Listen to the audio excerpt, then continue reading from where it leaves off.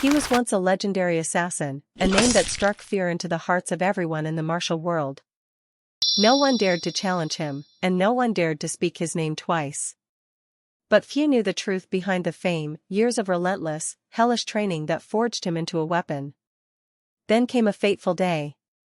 On a cold-blooded mission, he accidentally slaughtered the entire family of his closest friend. The devastating truth shattered him. He abandoned the organization, desperate to reclaim his lost humanity. But fate showed no mercy.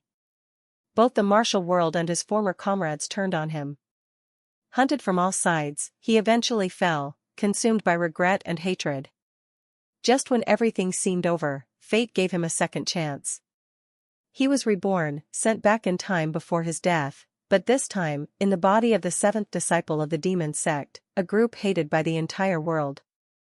Will he drown in darkness, or rise again, stronger than ever, to dominate the martial world once more? Join Flash Manhwa recap and witness a blood-soaked journey filled with betrayal, revenge, and shocking twists in the epic Chronicles of the Demon Faction. Somewhere in a cursed forest where even the trees look like they've seen things, a flock of black crows circles above like they're waiting for the all-you-can-eat buffet to open. Down below, an all-out battle has been raging for 7 days and 7 nights straight. No sleep, no breaks, just non-stop violence across a battlefield the size of a small country. Right in the middle of the chaos stands our main man, wearing a dark cloak like every dramatic protagonist ever. His name? Manhwa. Profession? Full-time assassin, part-time rebel. He used to work for an organization called Li Tian Min. Now? Well, they want him dead for turning his back on their stabby little brotherhood. Behind him, a whole squad of elite killers has shown up, sent by the organization to take him down. One of them yells out, acting all tough, saying Chun's arrogance is ridiculous for someone who's only taken out a few of them. Chun turns around like he just heard the dumbest thing in the world. Few? Really? That's cute. Then he says something along the lines of come on then if you think you've got it. And bam, they all charge at him like discount villains in a kung fu movie. Front, back, left, right, the guy's surrounded. Every attacker is wearing the same snazzy uniform with a tiger logo, like some evil sports team. But before they can even land a hit, Chun slices through them like he's mowing the lawn. One swing and boom, bodies drop like flies in a bug zapper. He mutters to himself something like if you think I only killed a few, you clearly haven't been paying attention. At this point, even he doesn't remember how many enemies he's cut down over the past week. Could be dozens, maybe hundreds. He doesn't count. He just swings. Every strike is clean, brutal, and merciless. These so-called elites? Might as well have brought pool noodles to a sword fight. Manhwa isn't fighting out of anger or pride. He's just doing what comes naturally to him, eliminating threats that won't stop following him around like annoying mosquitoes with weapons. One guy shouts like he's the coach of a very angry soccer team. Everyone, charge. There's only one of him and a truckload of us. Don't let him take control. Today is the day the so-called king of assassins dies. Manhwa hears that and just squints like someone told him pineapple belongs on pizza. They want him dead? When the freedom he's been chasing for 30 long years is finally within reach? He grits his teeth and replies with pure rage. No. You're the ones who deserve to die. With zero hesitation, he grips his sword and launches himself into the crowd like a blender set to maximum speed. He doesn't just fight. He goes full berserk mode. If wiping out everyone here is the only way to earn his freedom, then so be it. In just one move, he cuts through over 10 assassins like they were paper decorations at a sad party. But while he's turning away and catching his breath, a few of the remaining enemies try to play smart. They wait for an opening and rush in like hyenas thinking they've found a wounded lion. One yells, "Now is our chance. Don't let him escape." Swords fly toward Manhwa from every direction. But something feels off. Their confident charge turns into awkward hesitation. Why? Because none of their attacks land. Not even close. Before they can blink, Chun-Ha-Jin has already leapt straight up, balancing perfectly on the exact spot where all their swords crossed. He's standing there like a circus acrobat with a grudge. Then he tightens his grip, bends his knees, and kicks off with so much force you'd think he was about to jump into orbit. No way. That guy. He's one of the top 10 fighters in the world. The #1 assassin. The big boss of slicing and dicing. And yet here he is, Chun-Ha-Jin, now flying through the sky like a missile with a grudge. He gathers all his strength for a final move. His eyes are glowing with pure killing intent, brighter than your phone screen at 3 a.m. From above, he dives straight down like gravity owes him money. The impact hits with a loud smash. The ground cracks open like a dropped ceramic bowl, and every enemy in the area is now laying flat like laundry on a windy day. He lands, breathing heavily. Am I finally at my limit? Are the tailgaters all gone now? Seriously, it's been 7 days and nights of this madness and they still won't quit. Every time he drops one, a new one shows up like a cursed subscription service.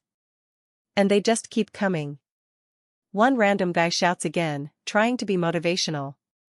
He's close. The Assassin King is close. He's exhausted. This is our chance. Don't let up. Chun-Ha-Jin can barely stand.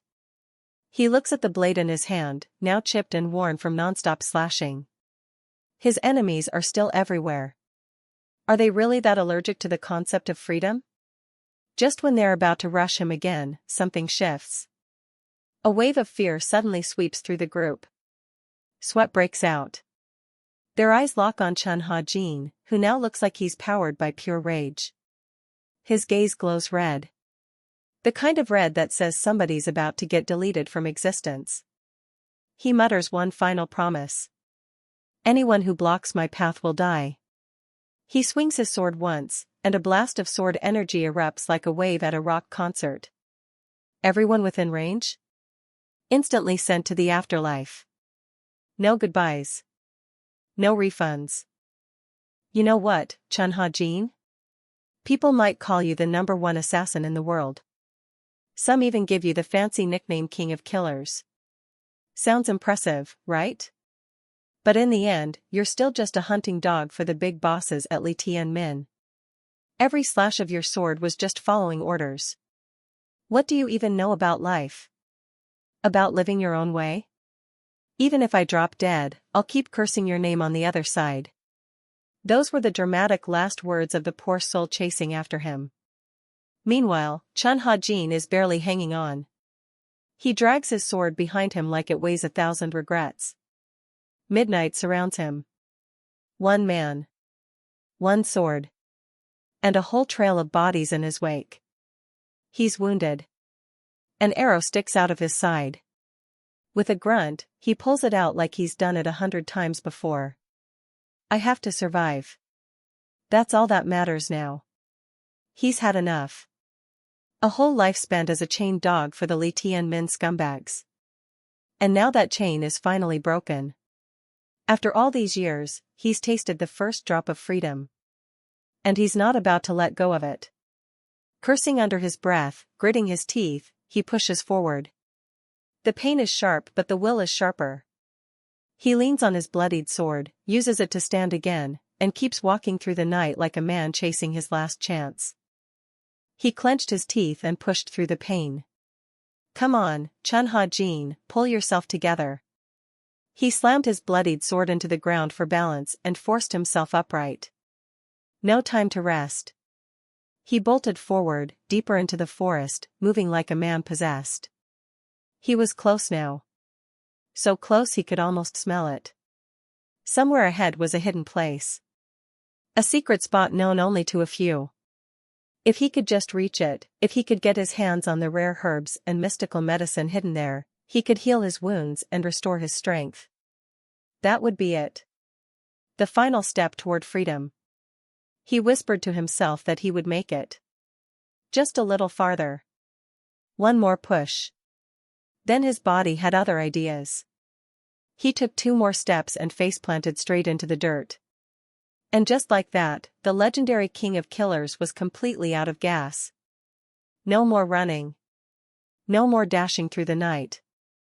Just a man lying on the ground, wondering how everything hurt so much. Turns out the sword wounds weren't even the biggest threat. Before this injury finishes me off, hunger might get me first. I can't believe I survived 7 straight days of combat with nothing but a few strips of dried beef in my stomach. That wasn't strategy. That was culinary negligence. He rolled over, squinting at the full moon above. It looked round and fluffy. Is it just me, or does that moon look exactly like a steamed bun? If I could eat it, maybe I'd have the strength to keep going. Out of nowhere, a blur streaked through the darkness, flying straight toward Chun Ha-jin with a weapon ready to strike. Boom. A sword came crashing down like a meteor on a deadline. Chun barely jumped out of the way in time. The ground split clean in half where he had just been standing. One strike, and the entire area looked like it had been hit by a natural disaster. What kind of monstrous strength was that? Even Chun was stunned. That stealth attack had been way too clean. Not even the number 1 assassin saw it coming. And that was saying something. The attacker stood tall now, wearing a floppy wide-brimmed hat like he had just walked out of a countryside martial arts drama. Energy swirled around his body. His eyes glowed like headlights in a tunnel. Meanwhile, Chun Ha-jin was still midair. A perfect opening for his enemy to strike again. And sure enough, within the blink of an eye, the attacker closed the gap. Chun's eyes narrowed. He recognized the move. It was a deadly sword technique, and the man was already winding up for the next slash. With a sharp hiss, the blade cut forward. Anything in front of it was sliced clean through. Trees fell. The wind itself seemed to split. That sword aura was so sharp, it made regular steel look like butter knives. The force behind it was enough to slice an entire forest in one swing. Then something unexpected happened. A twitch in the man's expression. Surprise. Chun Ha-jin had dodged the blow. And not just from the ground, but while still in midair. That's when Chun recognized him. The attacker in the mask wasn't just anyone. It was none other than Tu Quan, the top assassin from the southern region. The man was famous for turning his targets into rumors. Chun spoke calmly, still floating like a dramatic hero in a wuxia film. If the folks from Li Tianmin want to chase me, I can understand that. They've got history with me. But the fact that even the elite soldiers from Iron Blood City are involved? That the Tivong Batta themselves have joined the hunt? Now that's just overkill. Tu Quan. You know perfectly well I've already exhausted every last ounce of strength. I just finished chopping my way through hundreds of elite fighters. You, being one of the top 10 martial artists in the world, surely figured that out by now. Sure, taking my life in this state would be the easiest thing you've done all week. But let's be honest. You're just the kind of guy who shows up after everyone else has done the hard work and tries to take the final credit. That little comment did not sit well with Tu Quan. His face twisted up so hard it looked like someone just insulted his entire bloodline. Seriously, he looked like a steamed bun that got left in the sun too long. With no more small talk, both of them launched forward at lightning speed. One final clash to settle it all. Their blades collided midair with enough sparks to light up a fireworks festival. They flew past each other in a blur, swords clashing, energy bursting. Then both landed smoothly on the ground like pros. But something was off. Tu Quan staggered. Then coughed up blood. And not the dramatic movie kind. The you just lost kind. Turns out, Chun Ha-jin had landed the final strike. One clean hit. Game over. Despite being injured, starving, and practically running on sheer willpower, Chun still came out on top. Another W for the king of killers. With what little energy he had left, Chun Ha-jin let out a long sigh. The kind of sigh that said he already knew what was coming. All right. That's enough watching from the shadows. If you're going to make your entrance, now's the time. Right on cue, a pair of footsteps echoed from the edge of the forest. Slowly, someone began to appear. And as they walked forward, every blade of grass withered beneath their feet. Talk about dramatic entrances. Chun's eyes narrowed.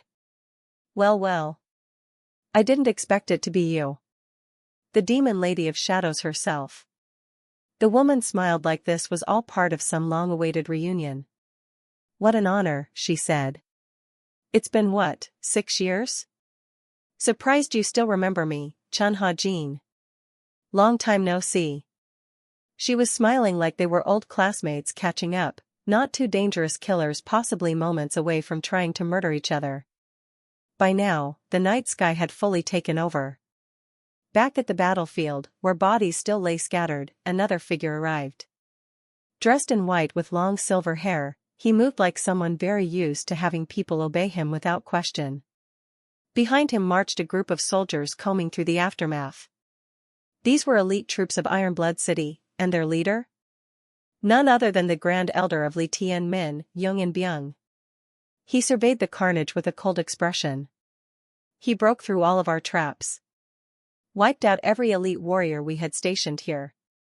Chun Ha-jin. Truly worthy of the title King of Assassins. With a flick of his wrist, new figures stepped out from the shadows. He gave a single command. Follow the trail of death left by the demon lady. If she's found him already, we'll finish this tonight. Back on the other side, Chun Ha-jin now stood face to face with her. And let's just say, he did not look thrilled. There was a deep worry in his eyes. He wasn't the type to panic easily, so that said a lot. Let's talk about the demon lady for a second. Yes, she was technically over 60 years old, but thanks to her freakishly effective beauty technique, she still looked like someone who could model for a skincare commercial. If you just looked at her face, you'd think she was too gentle to even squash a bug. But in reality? She was a straight-up maniac. The kind of person who couldn't sleep unless she had killed someone that day. The longer she went without murder, the more unhinged she became. Full psycho mode. Many of the Ironblood City's elites, assassins, and death squads had already fallen under her blade. Some even whispered that she didn't fight for strategy or power. She fought just to feed the madness. Is she really willing to do whatever it takes to kill me? Chun thought to himself. This is seriously bad. But he wasn't out of options just yet. He tightened his grip on his sword, bracing himself for what could be the most important battle of the night. That's when she finally spoke, her voice sweet like poison dipped in honey. Oh, come on. I'm hurt. After everything we've been through, is that really how you greet me? Pointing your sword at me? Really? Don't even try to bring our past into this. Whatever we had, it ends right here. Cut the nonsense, demon lady. Well now. That was cold. You've changed, Chun. I thought we had something special. But honestly, looking at you right now, you're barely standing. I doubt you can handle more than a couple of my moves in that sorry state.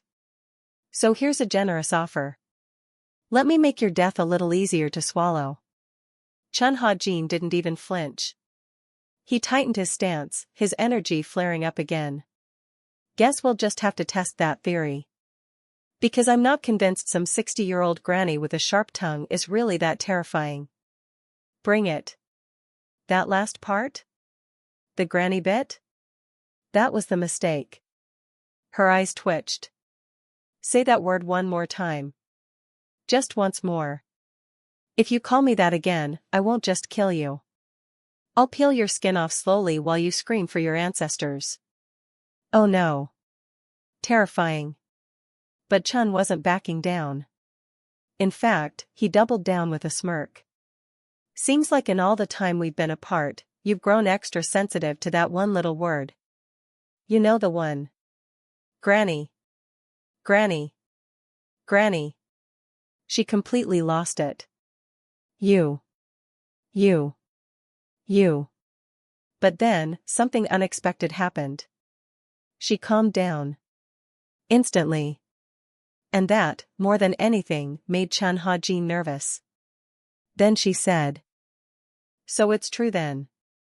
You really did pledge yourself to the assassins of Li Tianmin. I knew it. I could smell it from the start. That's why I accepted this job and came all the way to Ironblood City. Your energy. That bizarre inner force of yours. And whatever that weird fairy vomit aura is that you've been using. No doubt you picked it up from some fancy top-tier sect.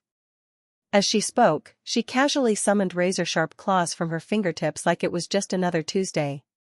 You are impressive, I'll give you that. My orders were to capture you alive, but seriously now, how does one half-dead man take out so many elite fighters? And still keep swinging after 7 days straight? Let me guess. Secret martial arts from a big-shot sect, right? Forbidden techniques and ancient cheat codes? That's gotta be it. Chun Ha-jin just stared at her in silence. Then he muttered, you know what? I finally get why I prefer watching blood spill over listening to you talk. Every sentence that comes out of your mouth is like a riddle wrapped in nonsense. I have no idea what you're even saying anymore. So you want top-secret info about Li Tianmin? And on top of that, martial arts from the great sects too? Wow. I've clearly been underestimating you. Here I thought you were just a killing machine with no brain cells. Turns out, you've got some strategy hiding under that blood-soaked hair. But tell me this, demon lady. Even if I had dirt on Ironblood City, do you really think I'd spill it to you? Oops. You got me.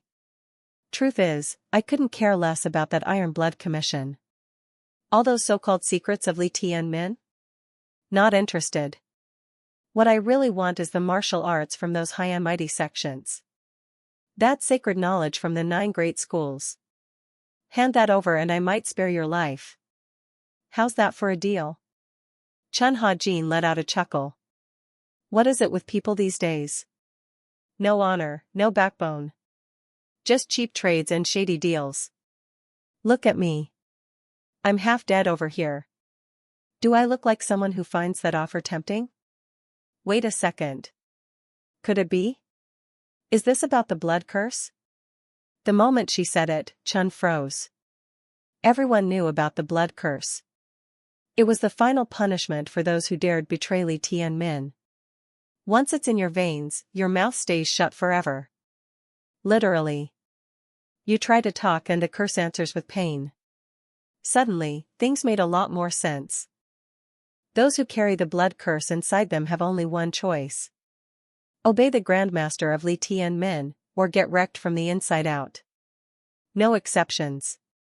The Grandmaster may have saved my life once, but don't mistake that for loyalty. I never asked for his help. And I'll never be thankful for it. I've seen what the blood curse does. One of my closest comrades died because of it. Screaming. Shaking. Gone in seconds. In Li Tianmin, everyone's life and death is just a switch the Grandmaster controls. So this is the famous blood curse, huh? If it could be removed, then who cares about rules, or secrets, or consequences? You could sing the secret martial arts of the 9 great sects from a rooftop, and Li Tianmin couldn't do a thing about it. Chun Ha-jin looked uneasy. The kind of uneasy that said, yeah, I'm listening, but I'm also not liking this. She smirked. You already know I've mastered the forbidden arts of the Reaper, right? So of course I have deep knowledge of poisons, curses, all that fun stuff. If I use my death technique, I could probably rip that nasty curse out of you like a rotten tooth. Chun lowered his head slightly, deep in thought. What now? She leaned in with that unsettling confidence of someone who always assumes you'll say yes. I can give you freedom, Chun. Real freedom.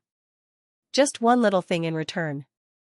Tell me the techniques of the 9 great sects. Chun suddenly looked up and laughed. Demon lady, you didn't really think I was chasing after you just to escape Li Tianmin, did you? Wait. You mean? So the curse is already. That's right. Don't forget, I'm also one of the top 10 martial artists in the world. I cracked the secret behind the blood curse 5 years ago. Yeah, I said it. But breaking free from the web that Li Tianmin has spun around me? That takes more than just antidotes. I had to push my power beyond anything they've ever seen.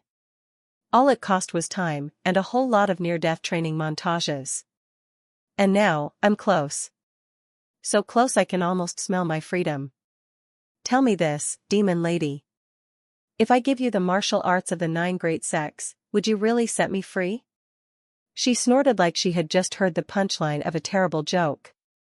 Seriously? You think I'm dumb enough to fall for your sad little negotiation? You really think I don't know how twisted your heart is? I've had my life controlled by those bastards for 30 years. My freedom has been on a leash this entire time. And now? I'm not about to hand it over to someone who thinks betrayal is foreplay. So do me a favor and disappear before I get truly angry. He shouted with fury, and the air around him began to tremble. His energy flared so violently it was like nature itself wanted to back off. This is your last chance. If you leave now, you might just walk away with your creepy little soul still attached to your body. She narrowed her eyes. Bold words for someone whose internal organs are probably on strike right now. You've got no right to act high and mighty. But don't worry. I'm not as foolish as you. As she spoke, her claws extended again, sharp enough to slice air itself. No one humiliates me and walks away breathing. So you're really not going to tell me the secrets of the 9 sects? Your eyes already answered for you. Too stubborn for your own good. Looks like you've officially signed up for the death option. She laughed like she had just won the villain lottery. But Chun Ha-jin wasn't buying it. That crazy look in your eyes tells me you never planned to let me live anyway. Even if I handed you the answers on a silver platter, you'd still stab me just for fun. He shouted right back. Then you die first, Grandma. And with that, both of them launched themselves into the air like 2 human missiles with major attitude problems. They collided midair. The energy clash was so intense it could have doubled as a trailer for an apocalypse movie. Boom after boom shook the earth. Rocks flew, trees bent like they were doing yoga, and a massive dust cloud shot into the sky high enough to ruin some poor bird's entire flight path. When the smoke finally started to clear, it wasn't looking great for our boy. Chun Ha-jin had just taken a handful of claws straight through the arm. Courtesy of Miss Clausfordays herself. Pain surged through him. The kind of pain that makes you question all your life choices. And just when you thought it couldn't get worse, it got worse. Out of nowhere, the Grand Elder of Li Tianmin strolled in like he'd just been waiting for the popcorn to finish. Chun's eyes widened in horror. Grand Elder? When did this guy even show up? No time to think. The old man moved like lightning, and before Chun could blink, both his legs were gone. Just gone. Like a magic trick with no applause. And just to add insult to injury, Demon Granny decided to help herself to both of his arms too. That's right. Our main character just got quartered by 2 senior citizens with boundary issues. Her cruelty knew no limits. As if slicing off all 4 limbs wasn't enough, she followed up with one final technique. A nasty blood-infused strike that blasted straight through Chun Ha-jin's chest and out his back like she was trying to turn him into a kebab. That was it. Game over. Chun dropped to his knees and coughed up what could only be described as high-pressure hot sauce. Red. Spicy. And definitely fatal. She grabbed his head like she was posing for a victory photo. You poor thing. Since you no longer have arms or legs, I'll try to be gentle. Just kidding. I still need your head. That way, your mouth won't be running any more nonsense about me being old. Goodbye, darling. Send me a postcard from the afterlife. The moment she ended him, something eerie happened. Her face reverted back to a youthful glow like she just walked out of a luxury skincare commercial. She looked fresher than morning dew, but her words were venom. Even in the next life, I want to see you crawling like a worm. And just like that, our boy Chun was down. Broken. Defeated. Head dangling, body slumped, the screen practically screamed the end in bold letters. Was this really it? Was this the tragic conclusion to the story of Chun Ha-jin? In that final moment, his life flashed before him like an old drama rerun. He didn't wish for revenge or power. All he wanted was to live a normal life for once. To be human. Just human. Why is it so hard to be a person in this world? And then, right as he whispered that final wish, the scene abruptly cuts away. Somewhere far away, in a mysterious mountain sect known as the demonic heavenly sect, a young man lay unconscious in bed, snoring like he'd just eaten 10 bowls of rice. Coincidence? Destiny? Or is that Chun in a brand new body? Let's find out. The breathing was shallow. A pale, bony hand began to twitch. Then suddenly, the young man's eyes snapped open like someone just yelled, "Wake up, it's Monday. What in the name of incense sticks is this body? It feels like I've been reborn as an overcooked noodle. Welcome to the heart of the demonic heavenly sect. A place with a name so edgy it probably listens to heavy metal while meditating. This is the headquarters of the undefeated cult that even demons send fan mail to." Servants lined up like fans meeting a celebrity. "We pay our respects to the fourth young lord of the cult," they chanted, totally ignoring the fact that the guy looked like he hadn't eaten in a decade. The so-called fourth young lord puffed on his fancy pipe like he had read too many wuxia novels. Just then, an old man slithered forward with a grin that said, "I charge extra for backstabbing."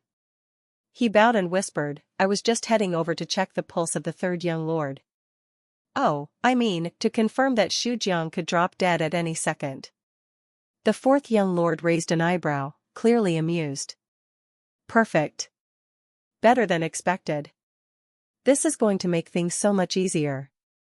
Meanwhile, deep inside Chun Ha-jin's mind, some long-forgotten memories began playing like an old-school flashback episode. "Hey Ha-jin, are we done yet?" "Yeah. They're all dead. Every last one. Time for a snack break before round 2. Alright, but let's not rest too long. If the boss catches up to us, we're toast."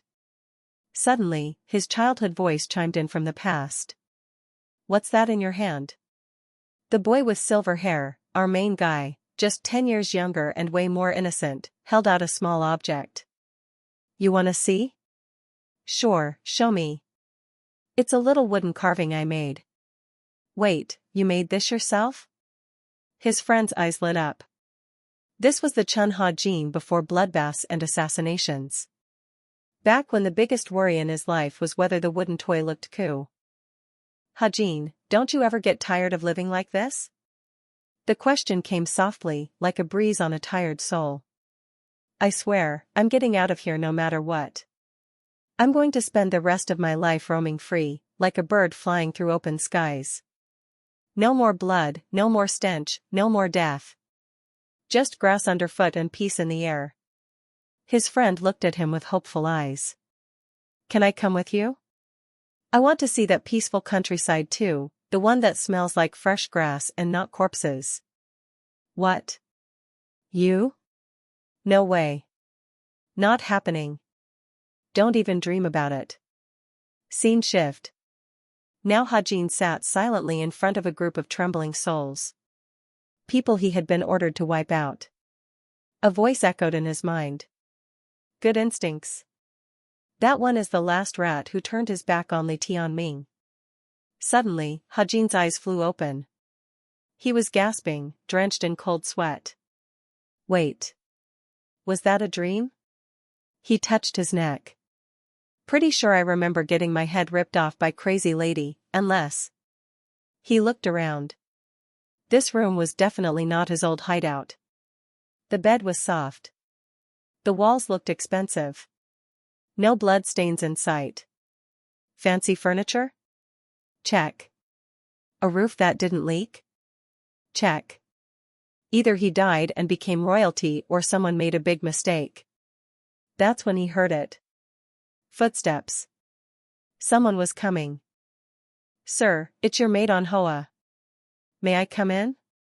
Her voice trembled like a squirrel in winter.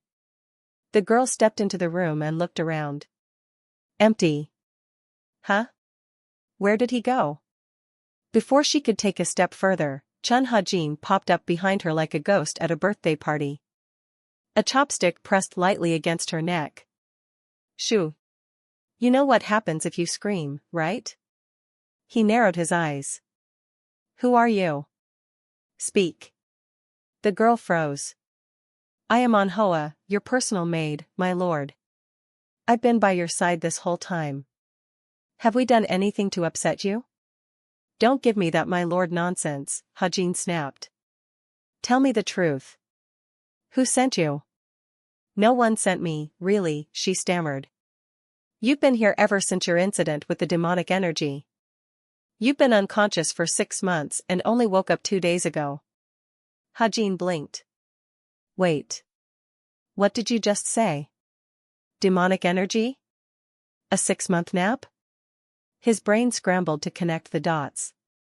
That's insane.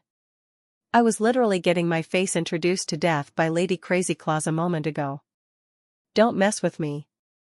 I'm telling the truth, she pleaded. I just came to bring you a light meal. You know, rice and soup. Nothing fancy. Ha-jin glanced at a mirror nearby and nearly jumped out of his skin.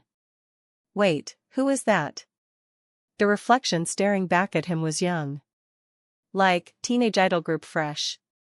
His eyes widened. Why do I look like this? Did I get reborn?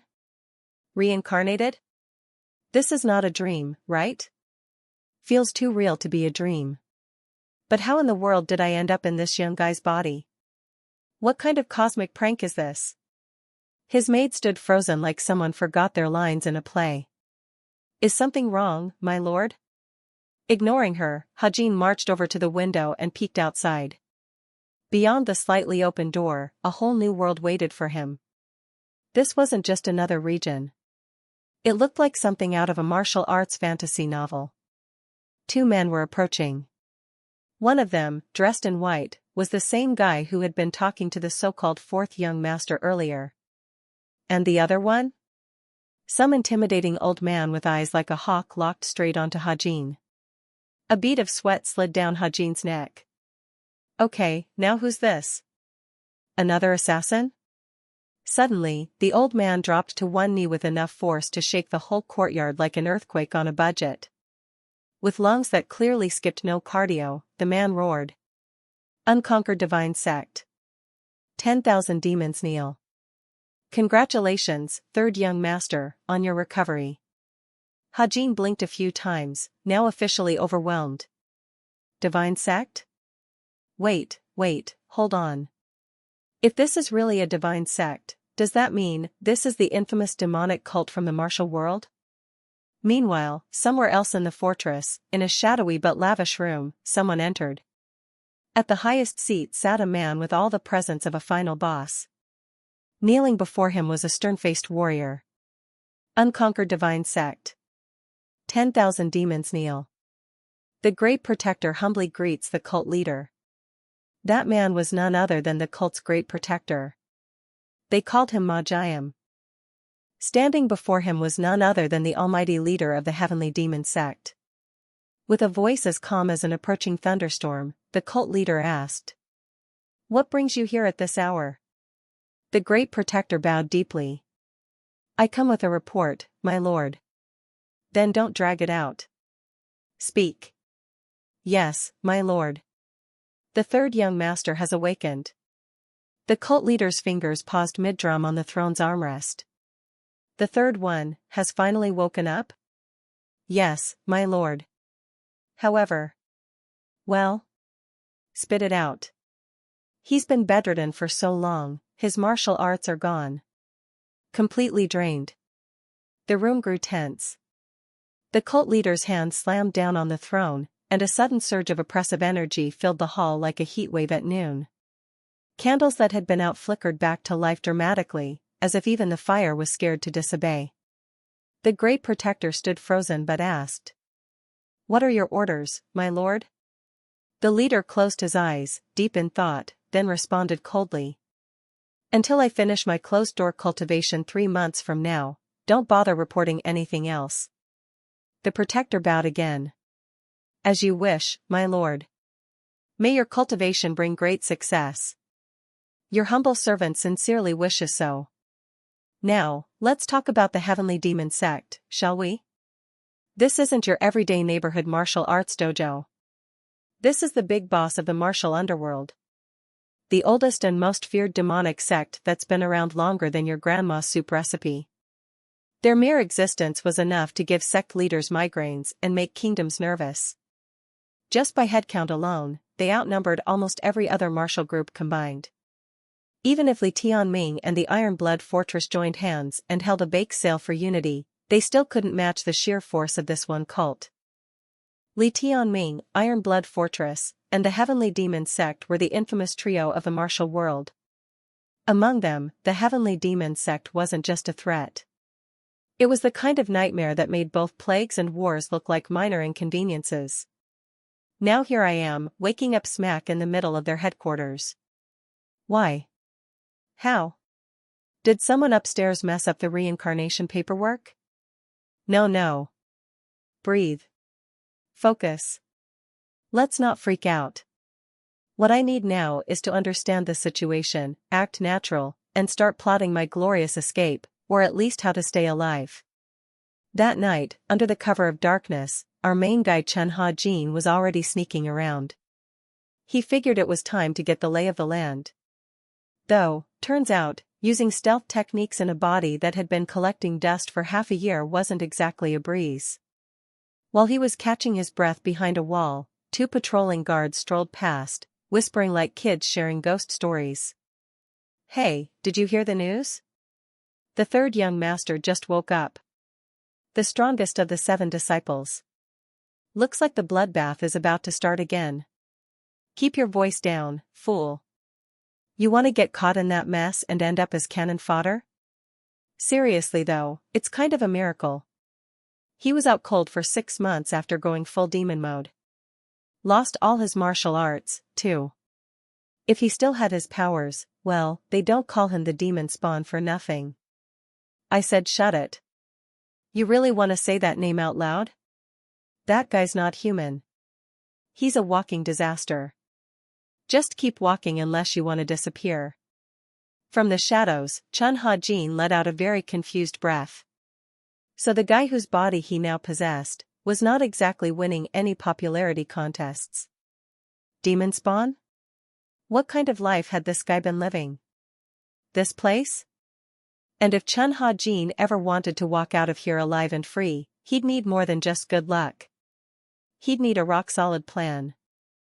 Even though he'd only used stealth techniques for about an hour, Chen Ha-jin's new body was already screaming in protest. Honestly, it was a miracle it hadn't turned to dust mid-mission. If he had to describe how this body felt, it was somewhere between fragile flower and retired grandma who's been through 3 winters without soup. Clearly, the first thing on the to-do list, fix this mess of a body. So he sat down, crossed his legs like an ancient monk, and began sorting through the martial arts techniques he'd mastered in his previous life. One by one, he mapped out the energy points across his body and started channeling his breath. With slow, deep concentration, the blocked meridians began to open up, like rusty plumbing finally unclogged after decades. Unfortunately, the internal system of this body was a full-on disaster zone. The energy channels? Twisted. The life force pathways? More like life force potholes. He wasn't just dealing with some weak constitution here. No, this body had all the durability of a paper straw in a hurricane. But he was determined to reshape it. As he focused, a strange heat began to fill the room. The air grew dense with humidity. Beads of sweat formed.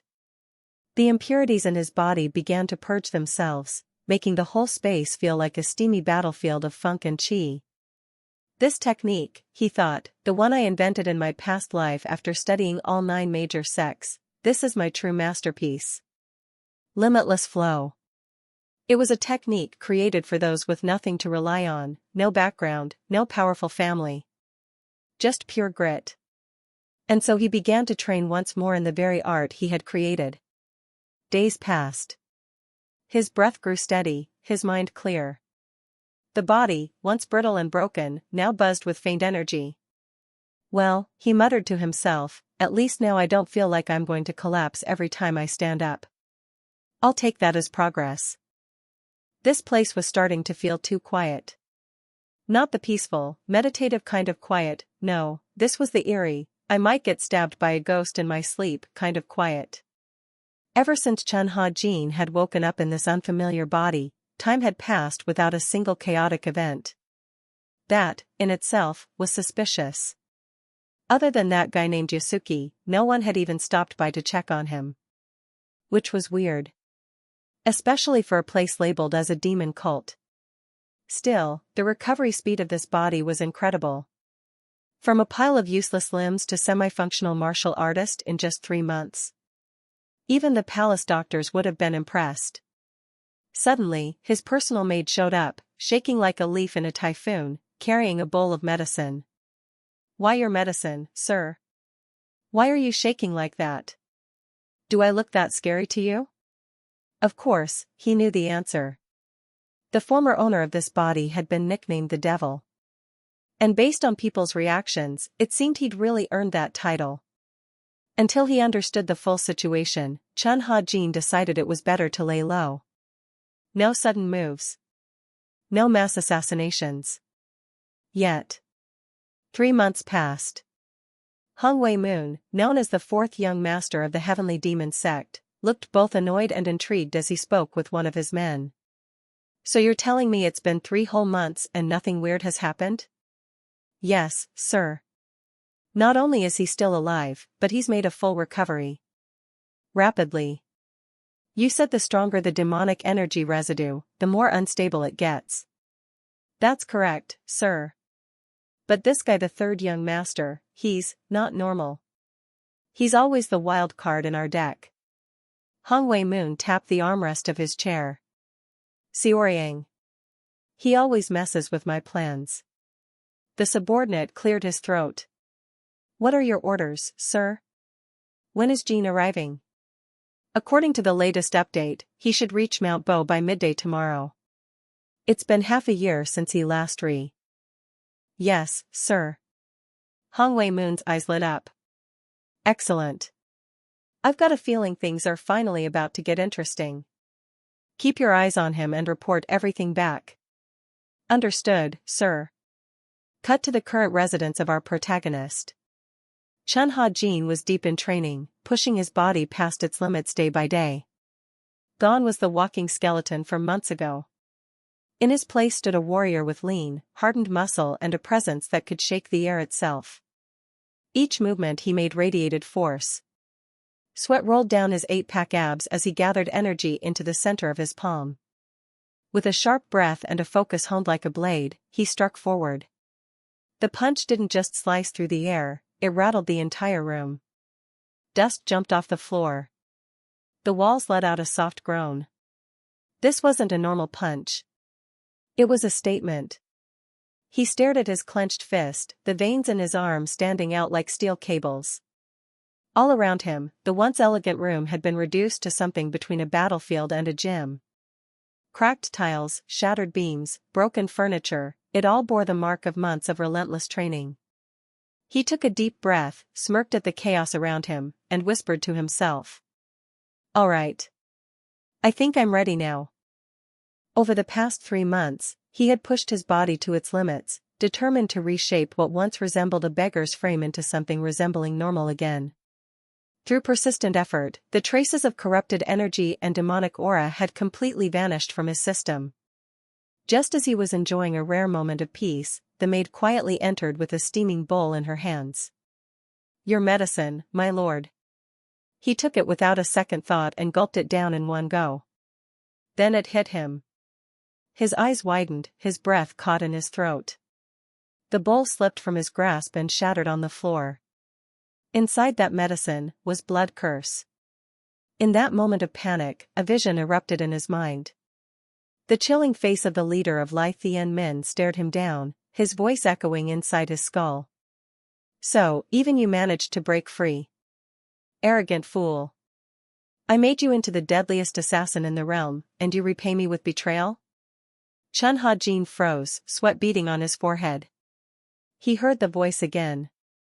Even in death, you'll never escape me. He clutched his chest. The blood curse was still there? But then a voice broke through the fog. My lord, are you all right? The maid's voice snapped him back to reality. Just a hallucination. He sighed, trying to calm his racing heart. You may leave now. Yes, my lord. A new life. A new chance. So why did freedom still feel like a distant dream? He began to undress, hoping a hot bath might clear his mind, when... Bang! A commotion at the door. Yes, he's inside, but... No buts. Move aside. With a loud crash, the door flew open. And in stormed a woman. She slapped the maid across the cheek before anyone could react. Chun Ha-jin blinked in confusion. Wait, who is she? Definitely not someone he remembered. And definitely not someone subtle. The woman marched in, eyes locked onto his. You look better than I expected, she said with a half-smile. He didn't know what stunned him more, the slap, the sudden entrance, or her confidence. But his instinct screamed one thing. Run. I'll have some tea, she added casually. Chun Ha-jin blinked. Tea? In this situation? Right. Time to vanish. I apologize, he said, already reaching for his robe. But it seems I have something urgent to attend to. And with that, he made his quiet escape, before the tea could even steep. Where do you think you're going, third young master? The woman casually twirled a lock of her hair as she stepped aside. But before Chun Ha-jin could even formulate a polite excuse, two bulky shadows appeared in front of him, looming like walls of muscle with bad intentions. Two rather large, rather smug enforcers blocked his path. Looks like your little escape plan ends here, one of them said, grinning far too much for this early in the day. Why don't we sit down and have ourselves a friendly chat? Chun Ha-jin glanced toward the doorway. No luck. The heavy doors slammed shut behind him with a finality that said, You're not leaving anytime soon. From behind him came the voice again, calm but with an edge. Let's keep everyone else out until we're done, shall we? Defeated by logistics, Chun Ha-jin turned back slowly and saw the so-called 13th young master already comfortably seated. I imagine we have a lot to talk about, the man said, as if they were old friends catching up over tea. Chun Ha-jin gave an awkward cough. Look, I just got my body working properly again. Haven't even had the chance to bathe yet. No problem, 13th young master replied with an easy smile. I'll be right here. Take your time. Just, don't try anything funny. Chun Ha-jin gave the woman one last glance before sighing internally. That lady's got danger written all over her. Guess I've got no choice. He turned to the maid. Anhwa, come help me change. At once, young master. Inside the room, as he began getting ready, he shot her a curious look. By the way, who exactly was that woman? The question caught Anhwa off guard. You don't remember her, sir? He scratched the back of his head. I guess after that whole demonic breakdown thing, my memory's been a bit scrambled. I see. Well, please don't die on me, okay? Why would I die? I barely just got this second chance at life. She gave him a small, awkward smile before answering more properly. Her name is Hong Yorin. She's part of the Joy Pavilion, an inner division of the cult. Officially, she's a disciple from the Sipsa clan, one of the 7 demon families. Chun Ha-jin raised an eyebrow. So she's kind of a big deal? Yes, sir. She's powerful, sharp, and well-respected even among the martial world's demonic sections. She related to anyone important? She's the younger sister of the 4th young master. Of course she is, Chun Ha-jin muttered under his breath. But why is she looking for me? What's this got to do with me? That, I truly don't know. But before your, condition, you used to meet with her at least twice a month. Sometimes more. He blinked. And the conversations? Were they normal? Anhoa's cheeks turned slightly red. Let's just say, the way you two talked wasn't exactly appropriate for public ears. Chun Ha-jin paused. So, not just tea and small talk, huh? Not quite, young master. Well, this keeps getting weirder. Alright, thanks for filling me in, Chun Ha-jin said, nodding at the maid. Then he glanced at her cheek. Is your face okay? Looks pretty swollen. The maid blinked. Oh, this? It'll be fine soon. Just a little puffiness. He gave a half smile. You've got a super puffy cheek. Should be back to normal in no time. Her eyes widened slightly. Was this really the infamous third young master speaking gently to her? Did he hit his head harder than we thought? The old him would never talk like this. He was scary. Back inside the chamber, Chun Ha-jin walked in and politely nodded. Pardon my lateness. No harm done, the woman replied. I came to speak with you. Her expression was a bit puzzled. The look in his eyes had changed, gone was the cold disdain from before. He even seemed almost human now. So the rumors were true. He really did lose his martial skills after the incident. She cleared her throat and got straight to business. Third young master, let's not pretend anymore. We both know exactly where we stand, so I'll speak plainly. This is the contract between us, sealed in blood. I trust you still remember it. She pulled out a scroll and unrolled it. According to the terms, the one who breaks the agreement, or causes it to be broken, must repay 3 times the value. She pointed to the numbers. Including all the rare herbs and pills I provided, plus the extra expenses I covered, the total comes to just over 1,000 gold pieces. She paused, then added casually, out of respect for our history, I'll round down. Let's just call it an even 1,000. Chun Ha-jin silently took the contract and looked it over, his eyes scanning the text while his brain screamed internally, what kind of mess did the original guy get me into this time? Medicinal pills and financial support? You're telling me I actually took handouts from the younger sister of the fourth young master? That's my rival we're talking about. What was Tenzo Yang thinking? Was he trying to fund his own downfall? The woman didn't flinch. You owe me 6,000 gold. Kindly repay it. She gave him a moment, then added, if you're having financial complications, you can just sign a promissory note. Pay me later. He looked at her with mild disbelief. So that's what this is about. She's playing the poor victim now, acting like I'm the one who broke the agreement after losing my mind. Probably wants to burn the contract, cash out, and disappear with a clean record. She raised a prized warhorse thinking it'd bring her glory and riches, and now that it's limping, she wants a refund? Wow. Kids these days are really something. Fine, fine, he said, sighing. I'll write your precious note. The woman blinked. That easy?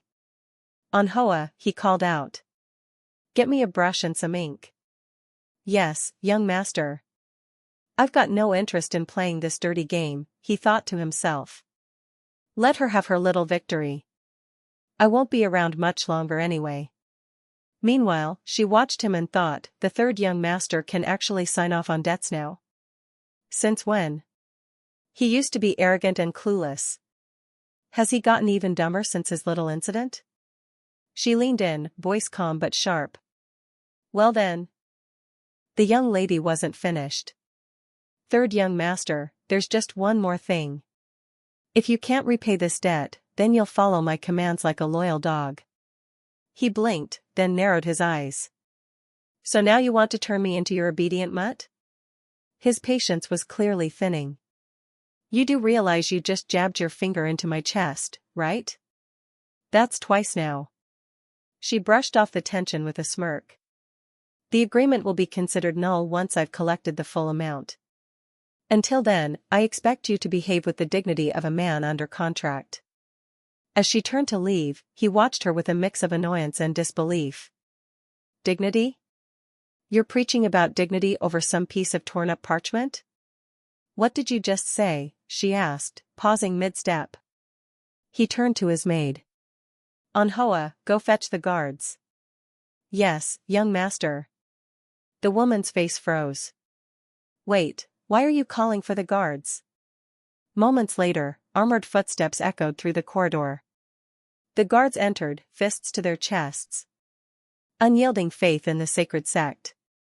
All demons bow in reverence. The guards bowed respectfully. Greetings, third young master. You summoned us. How may we assist you? I need a carriage. There's something I must do immediately. The guard hesitated, clearly concerned. Forgive me for speaking out of turn, but given your condition, perhaps it's not the best time for travel. I'm going to see the sect leader. Prepare the carriage and inform the main hall. Tell them the third young master is on his way to pay respects to his master. The woman nearby nearly choked on her own shock. Her eyes went wide. Why yes, sir. I'll notify the demon god palace right away. The carriage will be ready once permission is granted. She looked absolutely horrified now. Wait. Third young master, are you serious? You can't just go waltzing into the sect leader's audience hall like this. We need to inform the Searing Serpent clan too. They'll want to know. He raised an eyebrow. Oh? Planning to let them weigh in on whether this contract you shoved in my face is valid or not. You're really going to drag this whole thing into the light? Are you trying to get us both killed? Well, why not? If I'm going down, might as well take someone interesting with me. Her expression darkened. If the sect leader hears about our little deal, you're not walking away unscathed either. He smirked. True. If I were the sect leader, I'd probably faint hearing this nonsense. I mean, I'm a washed-up martial artist with zero power left. They might toss me out of the sect just to save face. He leaned in slightly, voice cooler now. But you? Your family name is carved into this place. Everyone knows how powerful your clan is. One mistake from you, and it's not just exile. It's chains and dungeons. And when a daughter shames her house, it's the whole clan that crumbles. Her face turned pale, like a frog caught in a snowstorm. Panic clearly set in. Well then, I'll be off. A peaceful walk sounds nice right about now, he said casually, turning to leave. Wait. Third young master, she called after him, voice trembling. Didn't you want power?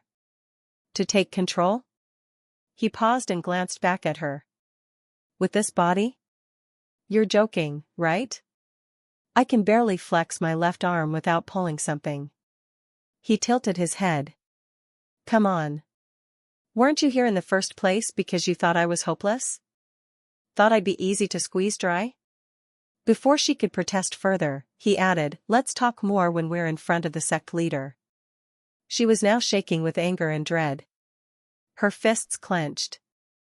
What am I supposed to do now? She mumbled, nearly breathless. Chun Hassin, what do you want from me? He didn't even turn around as he replied, tear it up. What? The contract. Tear it to pieces. With your own hands. That's the price. Flashback, a mission from the past. It was just another routine assignment from the organization. The order was clear, eliminate all traitors. No investigation. No questions. Only targets, and execution. Back then, Chun Ha-jin, known as the Dark God of Death, carried out orders with the emotionless precision of a killing machine.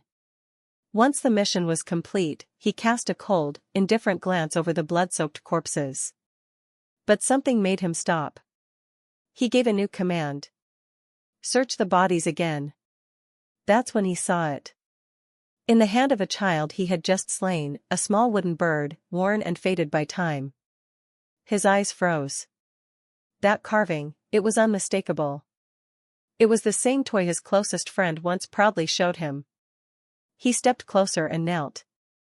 In the lifeless grasp of the boy, that familiar wooden bird lay still. In that moment, time itself seemed to stop. The world around him turned silent. No, it can't be. And then he appeared. His dearest friend, now a broken man, had arrived at the scene. There were no greetings. No words. Just pain and fury. With a roar of rage and grief, the man charged at the others, former comrades who had just slaughtered his family. Blood sprayed through the air, painting Chun Ha-jin's face. He stood frozen, like a statue. His friend, finally collapsing with the bodies of his wife and child in his arms, trembled as tears streamed down his bloodied cheeks. Chun Ha-jin took a step forward, trying to explain. I didn't know. I didn't know they were your family. I was only following orders. But his friend looked up at him with hollow eyes stripped of all hope. You call this living? He whispered, voice trembling. Killing day after day like a soulless husk, you think that's what it means to live? If that's what life is, I'd rather die. And with his final breath, he left behind a curse. If there is another life, I curse you to never again live so blindly. Back to the present. Now, Chun Ha-jin is no longer that assassin.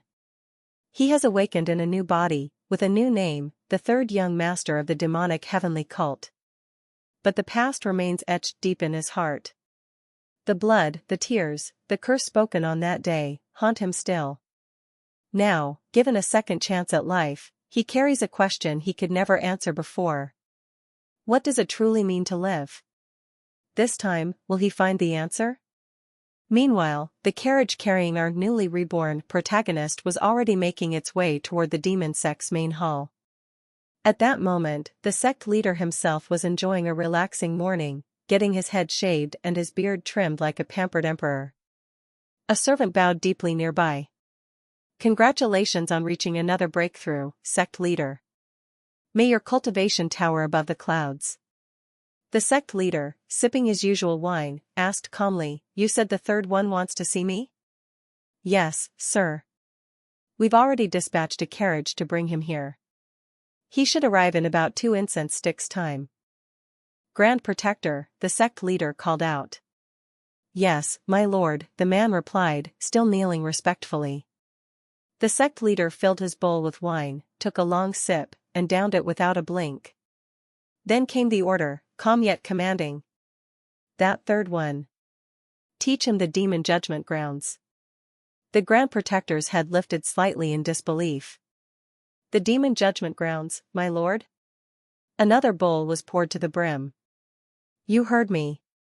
Yes, my lord, the man finally responded, bowing again before taking his leave. Meanwhile, back in Chun Ha-jin's chambers, time had quietly rolled into winter. The trees outside were bare, the air chilled to the bone. He sat in meditation, breath visible, the room cold despite his internal focus. Winter already? Just from one long training session, he murmured. He could feel the spiritual energy coursing through his veins more smoothly now.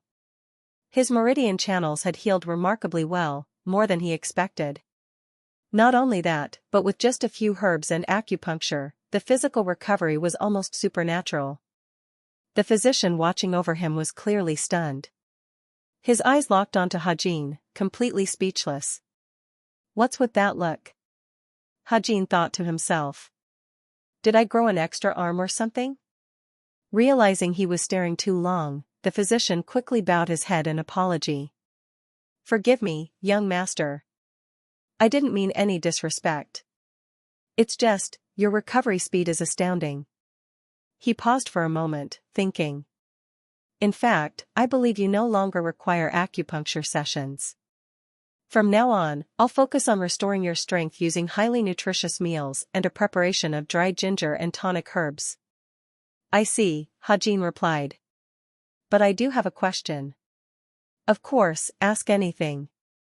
This ginger tonic mix you mentioned. What is that, exactly? Never heard of it. Reporting to you, young master, the physician spoke respectfully. The ginger tonic blend I mentioned is a powerful herbal remedy. It was developed right here in the sect and is known for its ability to nourish the blood and replenish inner energy. Normally, it's reserved for those in high-ranking positions. Replenishing chi and blood, huh? Hajin muttered under his breath. Even if it's some miracle herb, it's still just medicine. If it were that effective, I should have recovered even faster. The physician bowed once more. I will return in 2 days. Please take care and continue to rest well, young master. Once the man left, Hajin let out a sigh. His shoulders slumped slightly as he looked around. This place is damp, he grumbled. He slid open the door, letting the cold winter air rush in. Looking out, he silently mulled over what was coming next. So I'm really going to meet the sect leader of the demon cult, he asked himself. What kind of man is he? The answer wasn't simple. The leader of the heavenly demon cult was a name wrapped in mystery. Across the martial world, everyone whispered rumors about him. Some feared him. Some admired him. But all agreed on one thing: he was the strongest among the sect leaders in the history of the demon cult. Though no one had ever seen him demonstrate his strength publicly, his name alone caused ripples through the martial world. Many even believed that if anyone deserved the title of the greatest under heaven, it was him. Here I am, standing in the middle of all this, with barely any clue about the inner workings of the heavenly demon cult. Honestly, trying to escape right now might be suicide. Still, the thought of having to live another life only to end up being someone's dog again, it makes my blood boil. No way. I refuse to be chained like that again. Just thinking about Huang Yuan's ridiculous contract was enough to make Hajin yank at his hair in frustration when suddenly, a knock at the door came with an announcement. Young master, a message has arrived from the Demon Lord's palace. The carriage is ready. Please prepare for your audience. A message from the Demon Lord's palace? So it's really happening. There's no turning back now. If confrontation is inevitable, then let's face it head-on. With that thought, Hajin shoved the door open and stepped out. The carriage waiting outside rolled forward, carrying him through winding roads for what felt like an eternity. Eventually, they arrived. Young master, the Lord has requested your presence at the Judgment Pavilion. Please follow the attendant. Hajin stepped out and looked ahead. A towering mountain stood before him, with a narrow flight of stairs winding upward. The Judgment Pavilion? What kind of place is that supposed to be? Perched high above was a solitary stone platform, partially shaded by a resting pavilion. And there, seated calmly with a cup of wine in hand, was the cult leader himself. Ah, today's wine is unusually sweet, the man murmured with a strange smile. Hajin began the long climb up the stairs, flanked by attendants on both sides. Every step brought a deeper realization: this truly was the heart of the demonic stronghold. Guards stood posted at every corner, eyes scanning constantly, expressions sharp and unreadable. It reminded him of being cornered in his previous life, trapped between the forces of Li Tianmin and the Iron Blood Fortress. Only this time, the Te. The place felt like a fortress made of blades and fangs. One misstep, and it was game over. The attendant led him to a stone door embedded into the cliffside. This is the place, the man announced. Chun Hajin blinked in confusion. This is the Judgment Pavilion? Doesn't really look like a place for executions or trials. More like a quiet retreat. Before he could gather his thoughts, the man pushed open the massive door with both hands. Hajin reminded himself to stay composed, he couldn't let them see even a flicker of surprise. If there was any hope of escaping this cult, every step, every expression had to be calculated. Focus, Chun Hajin. That's the cult leader waiting inside. He stepped through the entrance. The moment he crossed the threshold, his breath caught. His eyes widened at the surreal sight ahead. It looked like a paradise. Lush trees swayed gently in the breeze, and flowers bloomed in full color. The air was warm, fragrant. It didn't make sense.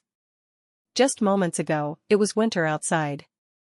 But here, inside this hidden space, it felt like spring. He rubbed his eyes. Am I dreaming? No. Everything felt too real. If that was the case, could this be some kind of illusion formation? He muttered internally. It had to be. There was no way nature could defy the seasons so completely. And yet, this place looked exactly like the peaceful countryside life he'd always dreamed of, the life he wished to live after leaving the martial world behind. Still, there was something unsettling. Why did everything feel so real? Too real. A sudden voice echoed through the space, making Hajin jolt. Come closer. He glanced around. In the distance, a pavilion slowly materialized, something he could have sworn wasn't there a moment ago. The figure seated inside was unmistakably the leader of the cult. Compelled by something beyond reason, Hajin moved forward. As his left foot touched the ground, the grass beneath bloomed in vibrant green. But when his right foot landed, the same grass withered and died. He wasn't controlling his steps. His body moved on its own, and his mind was clouded as if caught in a trance. Watching silently from afar, the cult master narrowed his eyes. One step brings life, the next leaves death in its wake. This third disciple, he's far more intriguing than expected. So this is what they meant by natural-born killer instinct. It's awakening. Hajin clenched his fist. The air here was thick with danger. Still, there was no turning back. If I'm ever going to leave this place and reclaim a life of my own, then I have to face him. I have to meet the leader of this cult. And finally, he stood before him. The infamous leader of the demonic sect. The man known as the demon god who had earned the title of Heavenly Demon 9 times in recorded history. Standing before Lai Tran-Sang, Hajin felt sweat gather at the back of his neck. The man sat there, calm and unreadable, with a wine bowl in one hand, an aura of complete authority cloaking him like a storm about to break. So, the third son has arrived. The solemn voice echoed faintly as Hajin stood before the cult leader. The man didn't lift his gaze nor acknowledge the guest in any formal way. One of the senior aides beside him shifted uncomfortably, sensing the weight in the air. My lord, forgive me for asking, but, is something troubling you? There was no reply. Only silence, heavy and dense. I apologize, the aide bowed deeply. I spoke out of turn. The atmosphere grew colder. Then, as if speaking to himself, the man began to speak. Very few have ever set foot inside this place. In all the years I've been here, only 2 people have crossed that threshold. The aide hesitated. Does my lord mean the first disciple? Was that not the eldest son? No, came the quiet reply. The eldest became a disciple 25 years ago. That was long after the first. Then, could it be that the cult master had another disciple before him? That's correct, the man said with a nod. But that disciple's name was erased. No one remembers him because he died here. A chill passed between them. He died? Inside this very hall. What was left of him looked like the work of a wild beast. His body torn apart. A brutal death. The aide's voice lowered to a whisper. If the cult master wanted him dead, why summon him here at all? He received only a grim glance in return. There was another, the man said slowly. Someone who managed to enter and leave this place alive. His name is Jiam Hong Sa. He oversees nearly every operation of the cult now. The man stands just below the cult master himself. And he rose to that position not through martial strength, but through strategy and intellect alone. He was the second person to ever set foot in this hall, and survive. Yes, that man, the elder continued, walked out of the judgment pavilion unscathed, not a scratch on him. And now, for the 3rd time in history, its gates have opened once more. The question is, will the 3rd young master walk back out alive? The scene shifts. Inside the ominous pavilion, Chun Hajin stepped forward, hands clasped in respectful greeting. The figure ahead of him remained still, leisurely holding a flask of wine, unmoved by the gesture. With a calm yet resolute voice, Hajin spoke, the unyielding faith of the divine cult, revered by all beings. I pay my respects to the Grand Master. Very well. You may rise, came the reply, unhurried and even. Hajin slowly stood, eyes locked on the man before him. So this was Li Chan saying? This was the one they called the master of the demonic cult. He didn't match the image Hajin had built in his mind, not the terrifying warlord, the demonic grandmaster radiating wrath and chaos. His tone lacked menace, his posture at ease, yet the authority that radiated from him felt heavier than any mountain. It wasn't loud or showy, just absolute. Even among the top 10 martial masters, there wasn't one who wouldn't feel the overwhelming presence of this man. Before him stood the pinnacle of martial prowess, a being whispered about as something just shy of immortal. Why would someone like this, with such unfathomable strength, choose to stay in the shadows rather than dominate the martial world outright? Hajin's thoughts swirled. Just that pressure alone, was it enough to shake his soul to its core? Get it together, Hajin. Where's that pride of a former top master now? Still, the Grandmaster said nothing more. He simply lifted the wine flask and slowly filled his cup. Take it, the man said. Thank you for the drink, Master, Chun Hajin replied with a respectful nod. The aroma was rich, far beyond anything he had tasted in years. Without thinking, he downed the entire bowl in one gulp. So, you wanted to see me? What is it about? That voice, calm, controlled, and devoid of warmth, left Chun Hajin momentarily speechless. This man, was this really the relationship between a master and his disciple? It was hard to believe such formality existed between them. Then again, this was the leader of the demonic heavenly sect. He wasn't the type to indulge in casual conversation. He expected clarity. Honesty. No room for useless chatter. Chun Hajin hesitated, his words stuck in his throat. Master. I came to ask for a favor. A favor? The response came swift and cold. Yes, well. He stumbled again. What are you doing, Hajin? You were once one of the 10 Grand Masters. Why are you stammering like this? He took a breath. I wanted to ask, may I be allowed to leave the sect? Wait, no. That wasn't what he meant to say. He cursed himself silently. Wasn't he just planning to ask for a brief walk outside? Why had he said something so reckless? The master remained silent. You just asked to leave the sect, the voice repeated at last. Yes. I did. What's happening to me? Why did I say that out loud? Why did I speak the truth so easily? Pour me another drink, the leader said flatly. Yes, right away. Hajin moved quickly, confused and frustrated. He couldn't read the man's face at all. That calm expression gave away nothing. His thoughts were completely hidden, like an ocean covered in fog. What was going on inside that mind? He had no idea. So what you truly want is to step outside for a while, am I right? The master lifted his bowl of wine slowly, eyes unreadable. Or perhaps, you're trying to sever your ties with this sect altogether? As he spoke, he sipped his drink with an air of detachment. Are you dissatisfied with the position of being my disciple?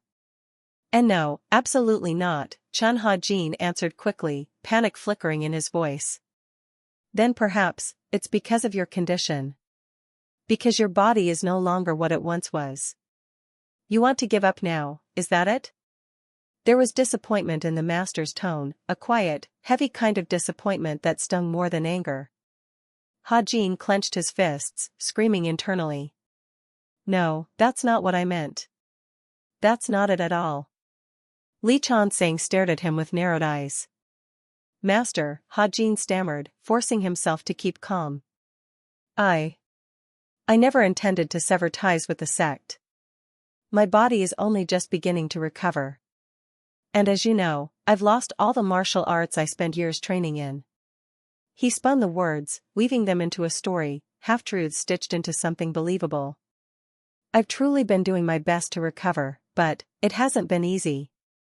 I thought maybe, if I were allowed to step outside for a short while, to breathe some different air, it might help me clear my mind. That's why I came today. Just to ask for your permission. He bowed deeply. That's all there is to it. For a moment, silence. Then the master slammed his bowl down on the table with a loud thud. Ha-Jin's body tensed immediately, skin crawling from the shock. So that's the reason, the master said coldly. You came all this way just to ask that? Ha-Jin kept his head down. Yes, master. But inside, his thoughts raced. This isn't going well. I've completely misjudged this. Of all the foolish ideas, I really thought I could just ask the leader of the demonic heavenly sect for a breath of fresh air. And then? Is that everything? Sweat rolled down his back. This wasn't the time to hesitate. He had to think fast. Chun Ha-Jin, pull yourself together. Say something. Anything. Or this might all fall apart. There's one more reason, Ha-Jin said, his voice quieter this time. It's been a long time since I last saw my master. I wanted to visit him. The sect leader raised an eyebrow at that, clearly surprised. His gaze lingered on Ha-Jin, studying him. Even Ha-Jin thought to himself, that's a pretty solid reason. He went on, even if I've lost all my martial skills, I should still act with the proper conduct of a disciple. I know I can't repay everything you've done for me. But to not even greet you in person, just thinking about it has made me feel ashamed. The wine bowl in the sect leader's hand suddenly turned to ash, disintegrating completely without warning. Ha-Jin froze on the spot. Did the cup just dissolve? Proper conduct of a disciple, the man repeated, his tone unreadable. Yes, master, Ha-Jin answered, trying to keep his voice steady. The master rose from his seat, his movements deliberate. His clenched fist made a low cracking sound. Only now did Ha-Jin realize, this man is towering. Now they stood face to face. If you truly understood what it means to be a disciple, the master said, voice low and sharp, you wouldn't have dared to appear before me in this condition. His words cut deep. You've been awake for 4 months, haven't you? Ha-Jin's heart sank. He knows. He's not talking about the body. He's talking about the soul inside it. Somehow, this man already suspects, or perhaps fully knows, that the one standing before him is not Xiaoyang. It felt like his every thought was laid bare, completely exposed. Ha-Jin's instincts flared. He had to tread carefully now. What now? How do I explain my way out of this one? Ha-Jin's mind raced, but before he could say anything else, the Grandmaster turned his back and began walking away. Did he find out already? Or not? There was no way to tell. His earlier words carried a weight, a subtle sting of resentment. A disciple survives a chi deviation, and the first thing he does upon recovering is come to greet his master. And you don't know even that much? The sect leader said, almost as if talking to himself. What? That makes me abnormal now? Ha-Jin frowned. How's that breaking tradition? The Grandmaster gazed out across the vast expanse of the heavenly demon sect grounds. His hand hovered midair, dark mist swirling at his fingertips. That strange power again. It looked just like what he used to turn the wine cup into ashes earlier. After a long silence, he finally spoke. I'll send someone to you in 3 days. That's all. Now leave. Ha-Jin blinked. Wait. That's it? What about my request? I came here to ask for permission to go outside. Did he just agree? Or ignore me? What the hell does that mean? Can I go? Or not? Would it kill the guy to give a straight answer? Frustrated, Ha-Jin made his way back down from the mountain. The moment he left Fan Ma Pavilion, the sky above the once beautiful mountaintop began to darken again. The serene brightness faded just like that. That night, back in the main chamber of the demon palace, Li Chun-Sang poured himself a drink. Have some, he said to the man kneeling nearby. Consider this your reward for your efforts. Thank you, sect leader, the man replied, accepting the drink with a bow and finishing it in one gulp. The Grandmaster spoke again. Anything new with the third one lately? No, sir, the man replied. He's been recovering steadily where he's staying. that's all. Is that so? Li Chunsang looked down at his wine, lips curling faintly. Then things are going just fine. 10 years ago, I picked him up, thinking he might become a weapon. Back then, he was nothing more than a venomous snake, and a disappointing one at that. But today, when I saw him again, he greeted me first. Instead of running away, he stood firm in the face of death. He understood the edge of the abyss, and walked toward it. That kind of resolve is rare. The words left the elder visibly surprised. Few understood the true nature of the Judgment Pavilion, a place meant to separate those of the demon path from those who merely wear its skin.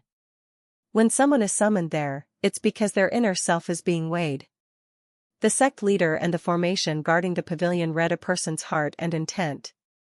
The pavilion responds subconsciously to the emotional and spiritual state of whoever enters.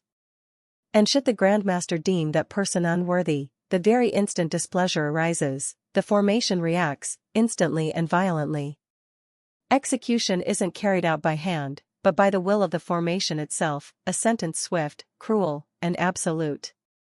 The Judgment Pavilion is more than a test, it's the manifestation of supreme-level spiritual insight. And only the sect leader possesses the authority to activate such a power. Alright then. Has he been well cared for at Ko Truck Lam? Yes, very well. Every 2 days, we've been sending 2 guardians from the Protectorate Hall to monitor the area. A few months ago, there were around 5 deaths each month. But in the past 4 months, not a single incident. That's a good sign. Good, good. Have the guardians withdraw for now. And you, bring the 3rd young master to Ko Truck Lam. The subordinate froze for a moment. You're sending him there, sir? The elder glanced at a mouse being devoured by a snake, seemingly unfazed. Yes.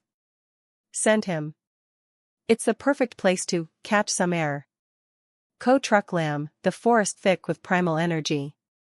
Those eyes in the dark? Surely the beasts were watching. A 2-headed spirit lizard slithered past. The next day, Chun Hajin arrived.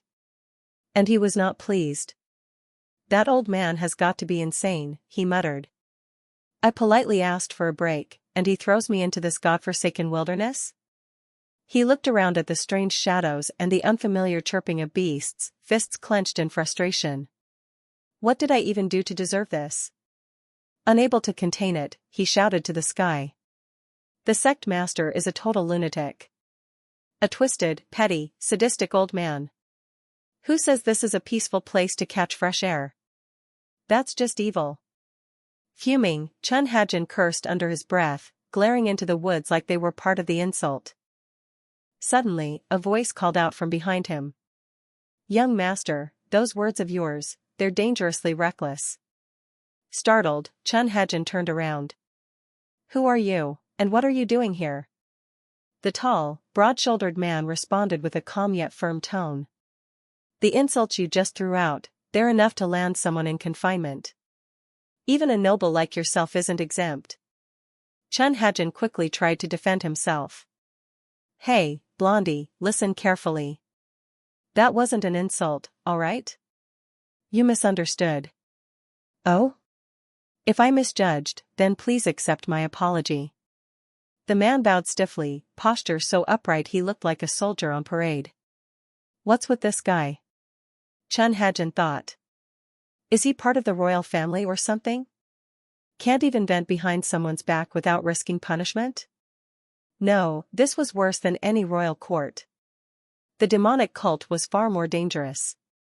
The sect leader wasn't just like a monarch, he was treated like a divine being. All right. No need to scare me like that.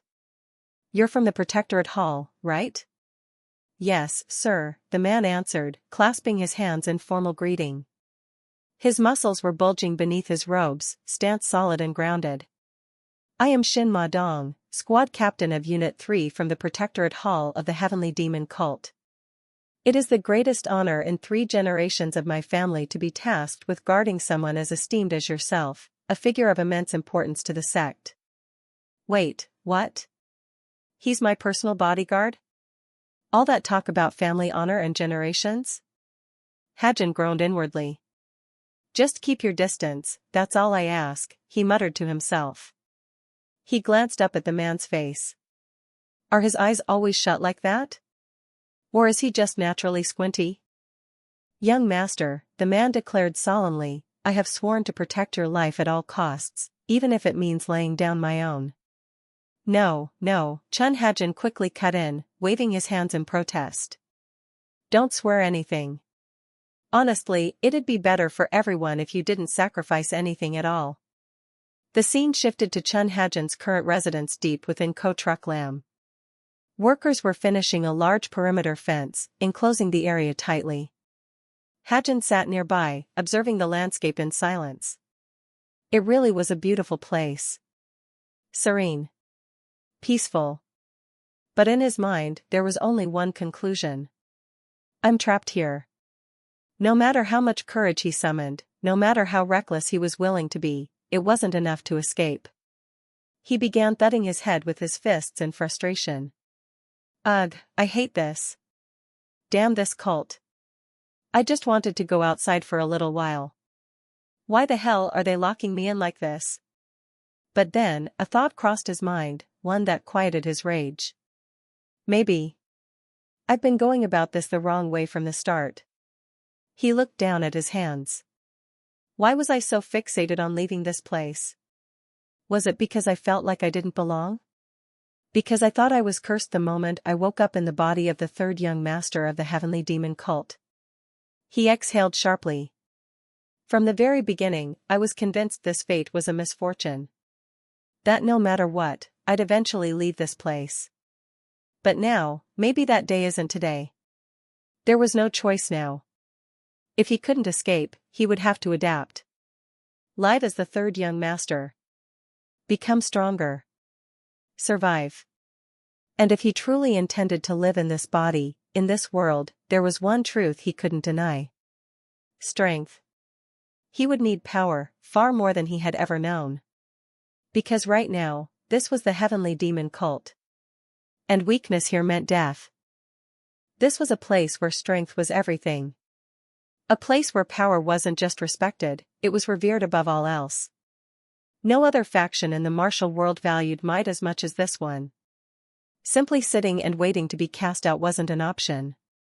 Whether he lived or died, Chun Hajin knew the path of martial cultivation was the only way forward. He wouldn't rely on tricks or cheap schemes anymore. No more shortcuts. If he was going to leave this place, he would do it with dignity, on the strength of his own abilities. He clenched his fists. It has to be through my own power. Young master, what are you doing? A voice called from behind him. What the, peanuts? Hajin jumped and blurted nonsense, startled. Dinner is ready, sir. Please come eat, the voice continued. You nearly gave me a heart attack. Hajin snapped. I told you not to sneak up on me like that. I understand, but young master, the man replied with concern, it's already been 2 days since we arrived. You haven't eaten anything, or even had a sip of water. I couldn't just stand by and do nothing. That may be so, but did you have to appear with that creepy expression? Hajin grumbled. At least try not to look like some possessed ghost. As you command, young master. Chun Hajin looked at the man, puzzled. Is this guy a little slow? Could it be that everyone in this cult is like this? By the third day in Ko Truck Lam, Chun Hajin had entered a deep state of meditation. For the first time since arriving, he was truly focused, seeking to bring order to both his scattered thoughts and his disrupted body using the unhindered technique. A faint blue aura radiated from his body as energy began to circulate. But something about it felt different. This flow was unlike anything he'd experienced before. Wait, this body's cultivation level, could it really be at the third stage already? The unhindered technique, a complex internal cultivation art, was divided into 5 stages. Stage 1. Stage 2. Stage 3. Stage 4. Stage 5. Even in his former life as the top assassin, he had only ever reached the 4th stage. With this technique, mastery wasn't just about internal cultivation. It required harmony between the body and the skill itself. Yet despite the body having been severely weakened after a dangerous deviation in energy flow, it had somehow retained strength at the third stage of this technique. Could it be that this so-called third young master was a true prodigy? What surprised him even more was how easily the essence purification technique activated. It moved as if it had always belonged to him. That technique specialized in filtering impurities from the environment and refining pure energy for the body to absorb. It was crucial for strengthening one's core. Chun Hajin opened his eyes slightly, the aura around him steady. If this body already has this level of aptitude, then I'll use it to push myself even further. The surrounding air began to purify itself. The impurities within his body were gradually compressed, then transformed into internal energy. As the atmosphere cleared, the effects of his internal techniques became significantly stronger, almost doubled in efficiency. This rapid enhancement allowed his body to progress at an astonishing pace.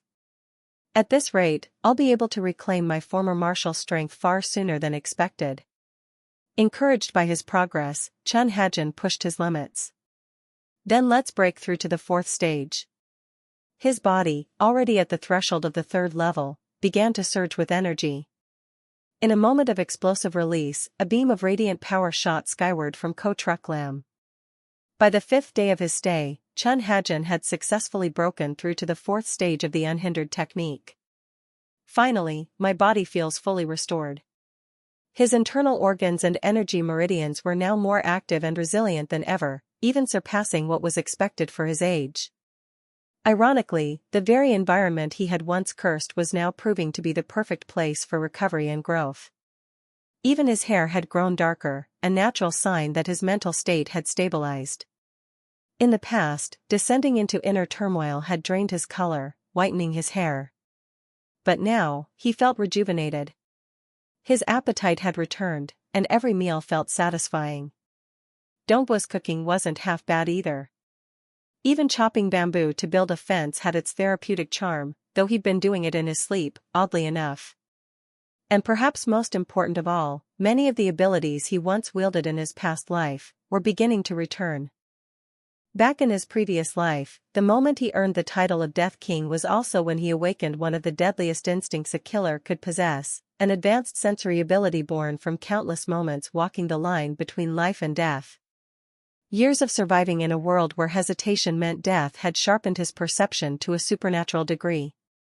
He had gained what he later came to call the heavenly net sixth sense technique. The first form, hypersensation. This ability allowed him to detect movements around him without relying on sight. Every sense, smell, hearing, touch, had become sharper than even the keenest of predators. His surroundings came alive through this sixth sense, creating a vivid awareness of every shift in the air, every subtle sound.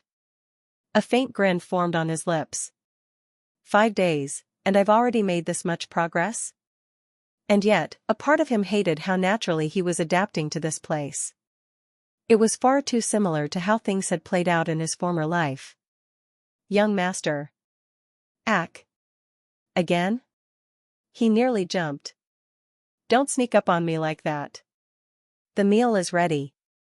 We should return and eat. You were hiding there the whole time, weren't you? How come I didn't sense you earlier? And must you always appear like that when calling me? Try something different next time. As you wish. Is he just pretending to be clueless? Or is this really how he is? How does someone like that even exist?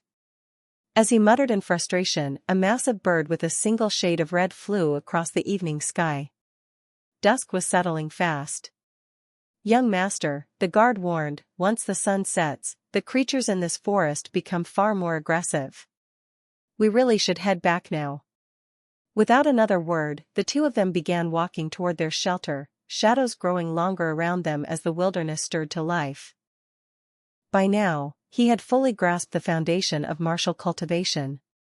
And with a body as naturally gifted as this, there was no doubt in his mind, if he could integrate the insights from his previous life, he would be able to grow exponentially stronger in a short period of time. At that moment, Dongbua seemed to sense something unusual. A faint presence lingered behind the thick grove of bamboo. Eyes. A strange energy. They weren't alone. Demonic creatures, he muttered, turning quickly, on guard. Time passed. Each day, Chun Ha-jin devoted himself to relentless training.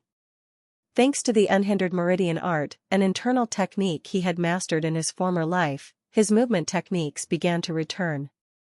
Let's see how much my lightness skill has improved, he said to himself. With a light step, he launched into the air.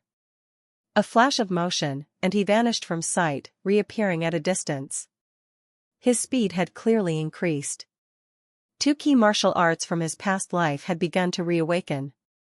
Unhindered meridian art, a technique that restored and refined his internal energy, strengthening his blood vessels and enhancing his agility. Heavenly Demon Sixth Sense technique, an ability that heightened his senses beyond normal limits, giving him near supernatural awareness.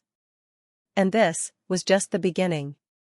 At present, there was still one more technique he needed to restore, the Shadow Demon art, hidden deep within the core essence of the Sixfold True Essence Manual. Leaping from bamboo stalk to bamboo stalk like a squirrel, Chun Ha-jin moved with quiet ease.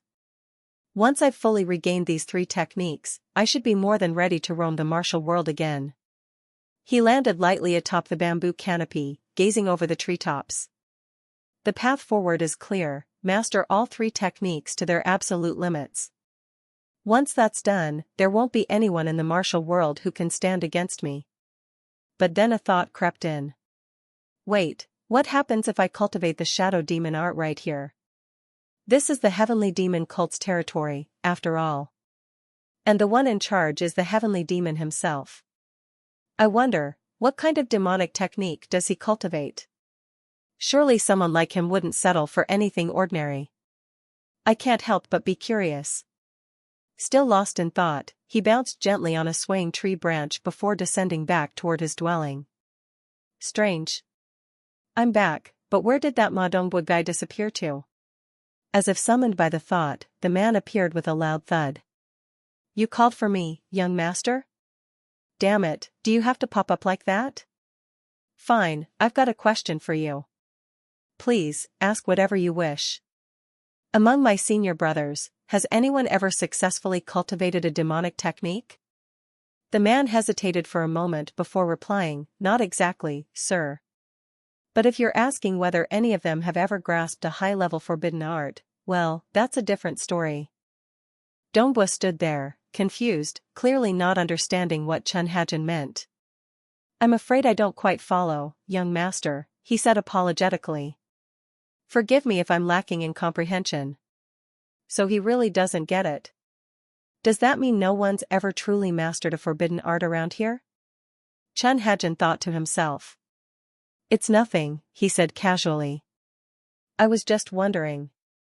What would happen if someone here didn't truly master any demonic arts?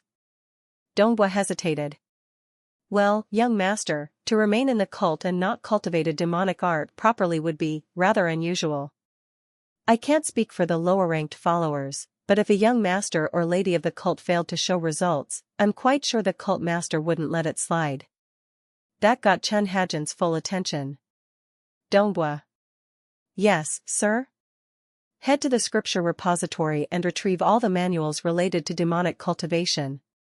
You want manuals from the forbidden section? That's right. Your young master commands it. Dongbua looked visibly stunned.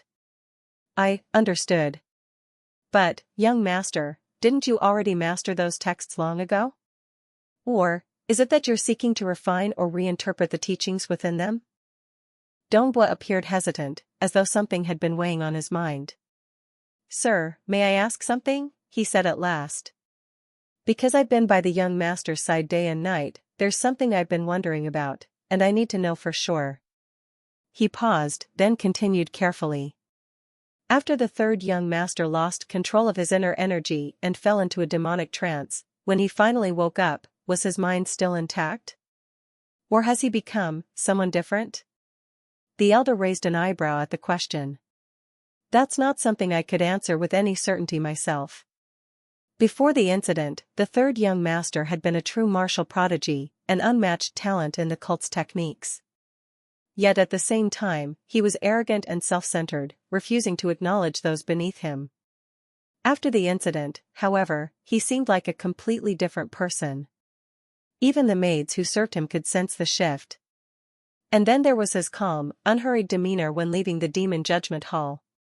Now Donghua was voicing the same suspicion that had been lingering in others. "I understand what you're trying to say," the elder replied quietly. "But don't trouble yourself thinking too deeply about it. What matters," he said after a pause, "is that the one you're protecting is someone of immense importance to the cult. Whether he's changed or not, that man may one day hold the fate of the entire heavenly demon sect in his hands. His actions and his words are not for you to question. Your only task is to protect him, no matter what. Do you understand?" While speaking, the man pulled something from within his robes. "Take this key." The subordinate received it with both hands, eyes narrowing slightly. "You're aware of the rules, I assume. You're allowed to hold on to the manuals for no more than 4 days. Select all of the high-tier demonic techniques suitable for the young master. But be sure to mix in some ordinary ones as well." He paused, his gaze sharpening. "And another thing. Have you told the young master about the nature of the ancient bamboo forest?" "And no, not yet, sir. I was actually planning to speak with him today." "What are you thinking? Do you not understand how dangerous that place is? You should have made it clear to him immediately." He leaned in closer. "Don't forget, your job is to protect him with everything you have. You understand?" "Yes, absolutely. I'll do my duty." "Then go." As the man departed, confusion lingered in his thoughts. What was the Lord truly aiming for? Why would he send the third young master into a place as deadly as that forest?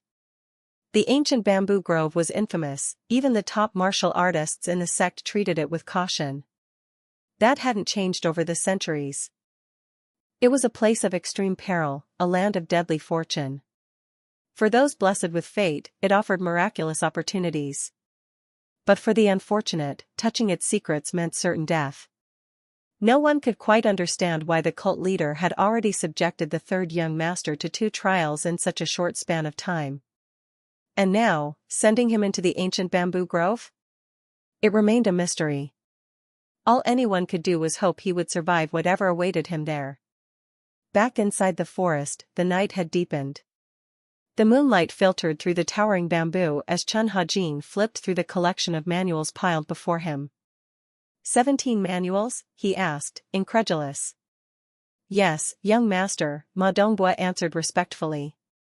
There are many more in the archive, but these are among the highest grade techniques available. There's more than this? Chun Ha-jin rubbed his temples. It'd take a lifetime to finish these. But then he paused, mind shifting. Wait. I've been treating demonic arts as lesser forms of cultivation, subpar compared to true inner techniques. But what if I approach them seriously? With full focus? He looked down at the stack again, his expression steadying. Let's see what happens when I truly commit. Ah, young master, Donghua interjected cautiously. One more thing. Among the 17 manuals, 3 must be returned to the archive within 3 days. Chun Ha-jin raised an eyebrow. Well, that complicates things. 3 days, huh? Why do they have to be returned so soon? Because those 3 manuals, young master, Donghua explained, are among the 10 supreme demonic arts. Only 3 individuals in the entire cult are authorized to study them, yourself, the first young master, and the second. Chun Ha-jin leaned back slightly, the weight of the moment settling in. Donghua, meanwhile, kept his thoughts to himself. The 10 supreme demonic arts. Techniques so powerful they were said to dominate the entire martial world. Even learning just one was enough to stand above countless warriors. There wasn't a soul in the cult who didn't know of their prestige. And yet, the third young master. You're staring. What is it now? My apologies, young master, Donghua replied quickly. It's just, you've changed so much from before. I wasn't prepared for it. He hesitated a moment, then continued, forgive my rudeness, but, after your recovery, did you happen to lose your memories? Chun Ha-jin froze, eyes slightly widening. Slowly, he set the manual in his hand down onto the table. Listen carefully, he said, voice calm. After waking up, for reasons I still can't explain, everything I once knew, every martial technique, every skill, was completely gone from my mind. He looked up, meeting Dongbo's gaze with firm resolve. But that doesn't mean I'll stay that way. The shift in his spirit and body had changed him, he could feel it. Maybe that's why his personality seemed different from before. Being thrown into this forsaken place, the ancient bamboo grove, only added to his frustration. Right now, there was only one emotion he could truly name, helplessness. If he wanted to reclaim his strength, he would have to start from scratch. That meant diving into those martial manuals. But he couldn't do it alone. You're the only one I can rely on now, Chun Ha-jin said, his voice calm but firm. Everyone I once trusted is gone. I have to juggle recovery and cultivation at the same time, so I'll need your help. Dongbo Jin looked visibly shaken by those words, deeply moved. Understood, young master, he said, voice trembling. Even if it costs me my life, I'll stay by your side. Whoa there, Ha-jin muttered under his breath. Why does that sudden outburst feel more exhausting than inspiring? Later that night, rodents and strange beasts scurried just outside their little hut, shadows slipping between the bamboo stalks. These creatures became especially active during the full moon, but thankfully, the perimeter fence seemed sturdy enough to keep them out. That gave him some peace of mind. This part of the grove was probably the safest zone in the entire forest. Dongbo Jin glanced back toward the building, eyes settling on the room where Chun Ha-jin was staying. The young master was still inside, buried in a stack of martial arts scrolls, deep in study. Jin nodded to himself. I'll make sure nothing interrupts him. He needs all his focus for training. I'll head out quickly and return before dawn with what he needs. Slinging a bundle of supplies over his shoulder, he stepped into the night. Meanwhile, inside the hut, Chun Ha-jin had already drifted off, snoring softly from exhaustion, the manual spread around him like fallen leaves. There exists a martial art known as Shadow Veil Chi, a technique so rare that only a handful across the realm have even heard of it. Yet, despite its mystique, no one has ever truly mastered it to completion. It's considered one of the most elusive and refined secret arts ever recorded. Though it may not rival the destructive potential of the top-tier manuals held by the 9 great sects and clans, Shadow Veil Chi is in a league of its own. Its elegance, purity, and precision make it arguably the most spiritually disciplined art in the entire martial world. On the other hand, demonic techniques follow a completely different philosophy. Within the demonic sect, martial arts are forged around raw offense, emphasizing overwhelming force, violent energy surges, and relentless assault. Defensive techniques are secondary, if not disregarded entirely. The sect's belief is simple: in the face of overwhelming attack, defense becomes meaningless. That contrast became even more evident during his days as an assassin, each mission reflecting that unwavering focus on swift, decisive execution over subtlety or restraint. And now, staring down at the infamous 10 great demonic techniques, he understood their reputation wasn't exaggerated. These were monstrous arts, crafted for raw dominance. But could he, in his current state, truly handle them? Mastering both a profound style like Shadow Veil Chi and simultaneously delving into the savage chaos of demonic arts seemed nearly impossible. He needed a path, something to bridge the gap between the two extremes. Flipping through the collection of manuals, one title caught his attention.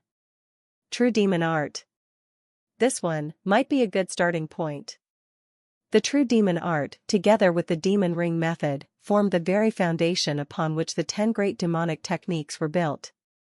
It was a core cultivation path, channeling the most primal form of demonic energy into both training and combat. As he studied the text more carefully, a flicker of clarity lit in his mind. This might be the key to merging brutality and refinement into one. The more he read through the manual, the more confusing it became. None of it was making sense. He closed the book, took a deep breath, and tried to calm his thoughts. I need to steady my mind first, he muttered. Sitting cross-legged beneath the ancient bamboo canopy, he centered himself, letting the familiar rhythm of unhindered chi art guide his breathing. This technique always brought him clarity when his thoughts spiraled out of control. Around him, the energy within the forest stirred, subtly drawn toward his presence. Something felt off. Wait. What's that? A sudden shift in the air. A sensation that someone, or something, was nearby. Could it be that blockhead Dongbu sneaking around again? He narrowed his eyes, scanning the shadows. That guy always played dumb, but he'd never stopped being suspicious after Chen Hajin's sudden recovery. Better keep my guard up, he whispered. Though Dongbu always wore a harmless smile, there was a calculating side to him, one that hadn't let go of the doubt surrounding Chen Hajin's condition. Shaking off the thought, Hajin stretched and stood. That's enough training for today. But just as he moved to leave, a rustle outside caught his ear. Footsteps. Careful, cautious, deliberate. You're back, huh? He said aloud, assuming it was Dongbu. But there was no reply. Instead, a pair of glowing eyes pierced through the darkness, locking onto him with chilling focus. That wasn't Dongbu. Then it lunged. Caught off guard by the sudden attack, Hajin reacted on instinct. He rolled to the side just in time as a monstrous claw slammed into the bamboo wall behind him, shattering it on impact. What the hell was that? The dust settled, revealing a twisted creature, part bird, part nightmare. A beast with 3 heads and talons. It had marked him as prey. And without hesitation, it charged again, claws ripping through the earth as it lunged straight at him. What in the world? A chicken? No, not just any chicken. This one was monstrous, mutated beyond recognition. 6 clawed legs carried its hulking body forward with terrifying speed. Its wings stretched out like great black sails, each large enough to cover a grown man, and worst of all, it had 3 snarling heads. What even is this thing? He gasped. It looked nothing like anything Chen Hajin had seen before. Could this be some twisted version of the mythical inferno rooster, said to guard the gates of the underworld in ancient legends? This forest, what kind of cursed horrors is it hiding? The beast let out a hoarse, rapid cry and charged straight at him. It was fast, shockingly fast. He ducked just in time, the wind from its strike tearing through his robes. That slash would have gutted him if he'd reacted even a fraction slower. A chicken with this kind of speed, he muttered, eyes wide. The creature wheeled around, preparing to attack again. With a powerful leap, it soared into the air and let out a thunderous screech that shook the bamboo around them. A chicken, that roars? He didn't know whether to scream or laugh, but one thing was clear. He was in trouble. Meanwhile, Dongbu was making his way back through the dense bamboo grove, arms full of weapons. This should be enough, he said to himself, glancing at the bundle. But why does the young master need so many different kinds of weapons? In the past, the 3rd young master was a pure swordsman, known for dominating everyone his age with just a blade. His sword technique had always been unmatched. Whenever he drew his weapon, it felt as if man and sword became one. Will he eventually regain all his memories? But if that happens, what if the young master also returns to the ruthless, cold-hearted version of himself from before? That might not be such a good thing after all. I might end up paying the price just for being nearby. No, I shouldn't let myself think that way. I'm his escort, his protector. Personal feelings have no place in my duty. Just as Dongbu tried to refocus, a sudden pulse of energy caught his attention. He stopped in his tracks. That's coming from the direction of the house. Young master. Back near the residence, a violent battle was unfolding. The 3-headed beast was still in a frenzy, launching wild attacks in every direction. Chen Hajin, his eyes cold and sharp, lifted a fist in defiance. You damn overgrown chicken. You're way too noisy. He threw a punch toward the creature. Unfortunately, the beast reacted with speed and strength. Its powerful legs latched onto his arm, locking it in place. The situation turned dangerous in an instant. With his arm restrained, the beast's next move could easily end him with a single strike. But instead of pecking, the monster raised another claw, aiming straight for his head. Chun Hajin twisted his body just in time, narrowly avoiding the attack. And then, "Take this." He launched a fierce left hook straight into one of the creature's heads. The impact was brutal. The head slammed into the ground with a thunderous crash. Its legs looked eerily like human hands. The creature let out a furious roar, 3 chilling cries that echoed through the bamboo forest. Chun Hajin instinctively raised his arms to shield himself as a wave of sound hit him like a shockwave. The ground trembled, and dirt and stones scattered in all directions. "What the hell? It's using sound waves now," he muttered, struggling to stay upright. This wasn't just any wild beast. The force, the intelligence, it was unlike anything he'd encountered. This wasn't going to be easy. "Damn it," he hissed, scanning his surroundings. "If I just had a weapon." His eyes landed on a broken piece of bamboo nearby. Sharp enough to stab, maybe. Just after the beast's sonic attack, it lunged forward with terrifying speed. Chun Hajin rolled to the side, grabbed the bamboo, and sprang off the wall for momentum. The creature turned its head, surprised to see him airborne. Hovering in midair with the bamboo in hand, Chun Hajin shouted, "You monster! Let's end this." He landed on the beast's back and drove the bamboo stake down with all his strength. A painful cry tore from the creature's throats, but to his shock, the bamboo shattered on impact. It hadn't pierced the hide. Not even a drop of blood. Just a few feathers torn loose. "Did that even do anything?" he muttered. Then their eyes met. The beast stared directly at him. And Chun Hajin felt a chill run down his spine. "What? That didn't even scratch it?" Before Chun Hajin could gather his thoughts, a powerful strike sent him flying like a cannonball. He crashed into a bamboo wall, shattering it on impact. His body slid down slowly amidst the debris. The center head of the beast let out a series of loud, taunting cries. "That really hurt, you freak," Hajin growled through gritted teeth. "Now I get it. Regular attacks won't even scratch that armor of yours, huh? Those iron-like feathers of yours make you nearly untouchable." The creature began flapping its wings violently, whipping up a strong gust as it charged forward again. "I didn't expect to use this, not against some wild beast like you," Chun muttered, shifting into a stance. The beast was almost upon him now.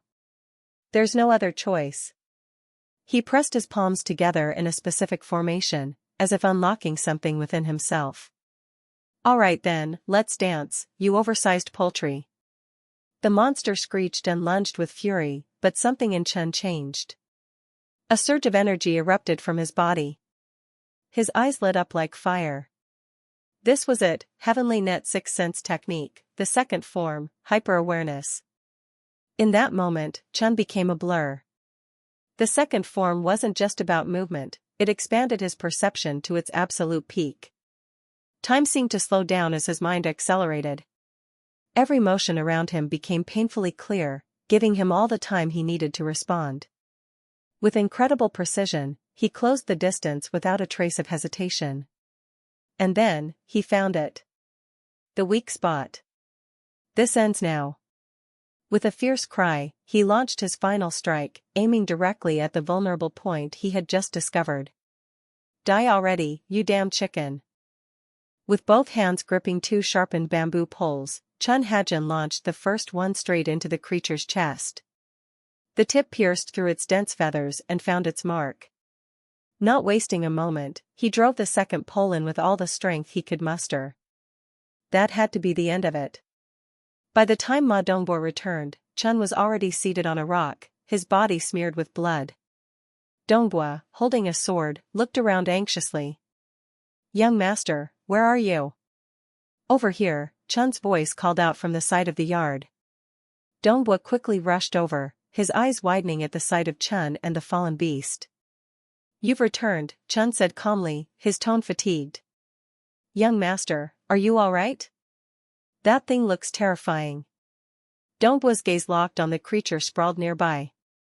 Wait, isn't that a thuang fu? Thuang fu? Is that what this chicken monster is called? Chun raised an eyebrow. Yes, young master. But first, we should tend to your wounds. Chun stood and looked at himself. Wounds? None of this blood is mine. Dongbo blinked in disbelief. Aside from a few scratches, Chun appeared almost completely unharmed. And yet, the beast he had taken down was known to be as dangerous as a panther in full rage. You defeated it, on your own? Who else is here to do it if not me? Chun replied with a tired smirk. By the way, he added casually, do we have a large cooking pot around here? Of course we do, young master. Dongbo replied, still stunned. But young master, what do you plan to do with it? Go boil some water and bring it here. Tonight, we're having this thing for dinner, Chun Hajin said without a hint of hesitation. And that's not all. You still owe me some explanations. As he yanked the bamboo stake out of the creature's chest, blood splattered across the ground. Tell me, how did you know the name of this creature? And what exactly is this so-called Ko-Truck forest? I want the full story. Ma Dongbo took a deep breath, then began explaining everything he knew. Ko-Truck Lam, or the ancient bamboo grove, wasn't just any forest. It was a natural demonic territory, older than the very foundation of the heavenly demon sect itself. Dangerous and unpredictable, yes, but also filled with an unusual density of spiritual energy. Unlike other places where spiritual energy gradually spreads out into the surroundings, in Ko-Truck Lam, it's completely different. The spiritual energy here doesn't disperse. Instead, it concentrates, condensed and unmoving, within this forest alone. Because of this buildup over countless years, both the wood energy and the earth energy here have grown extremely rich. That's why the bamboo in this forest grows so densely, and why each stalk is tougher than steel. Chun Hajin's eyes narrowed as he took it all in. What sort of place had he really been thrown into?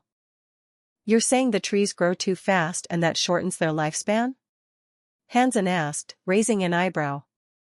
That's true, Dongbo replied, but as quickly as the older trees die off, new ones sprout just as fast. That's how the forest sustains itself over time. He paused, then added, some of these bamboo stalks aren't just unusually tough, they carry immense power, having absorbed massive amounts of spiritual energy. They're rare enough to be considered precious herbs. But here's the catch, that kind of energy doesn't always help. Depending on how it's used, the bamboo could become a powerful medicine, or an incredibly potent poison. The spiritual energy is so dense that if you don't refine it properly, the human body wouldn't be able to handle it at all. Hansen's eyes narrowed. So that means... Yes, Dongbo nodded. More than half of the sect's demonic pills come from the bamboo harvested here in the ancient bamboo forest. What? If that's the case, then shouldn't the sect be able to produce those pills in massive quantities? It's not that simple, young master, Dongbo answered quickly. And why not? Because the bamboo used for refining medicine only grows in the deepest parts of the forest. That area is crawling with dangerous creatures, and not just beasts. There are spirit-born beings as well. Around here, we call them demonic beasts. He looked over at the corpse of the three-headed creature they'd just defeated. Truth is, that one, the thuang fu, you just fought? It's one of the weakest among them. What? That thing was the weakest? Hansen's eyes widened in disbelief. There are stronger ones out there? Dongbo nodded seriously. The thuang fu is considered a low-level species in this forest. According to the sect's records, going back thousands of years, there are many creatures here powerful enough to clash head-on with top martial artists. And those are just considered mid-tier threats. He continued, that's why, twice a year, the most elite members of the sect, led by the Grand Guardian himself, venture deep into the forest to harvest rare spirit bamboo. Hansen thought to himself, even they tread carefully around the core of this forest? Just how dangerous is that place? Donghua tried to reassure him. You're safe here, young master. The spirit bamboo courtyard is the most secure spot in the entire forest. I'm ashamed that the Thuangfu broke through.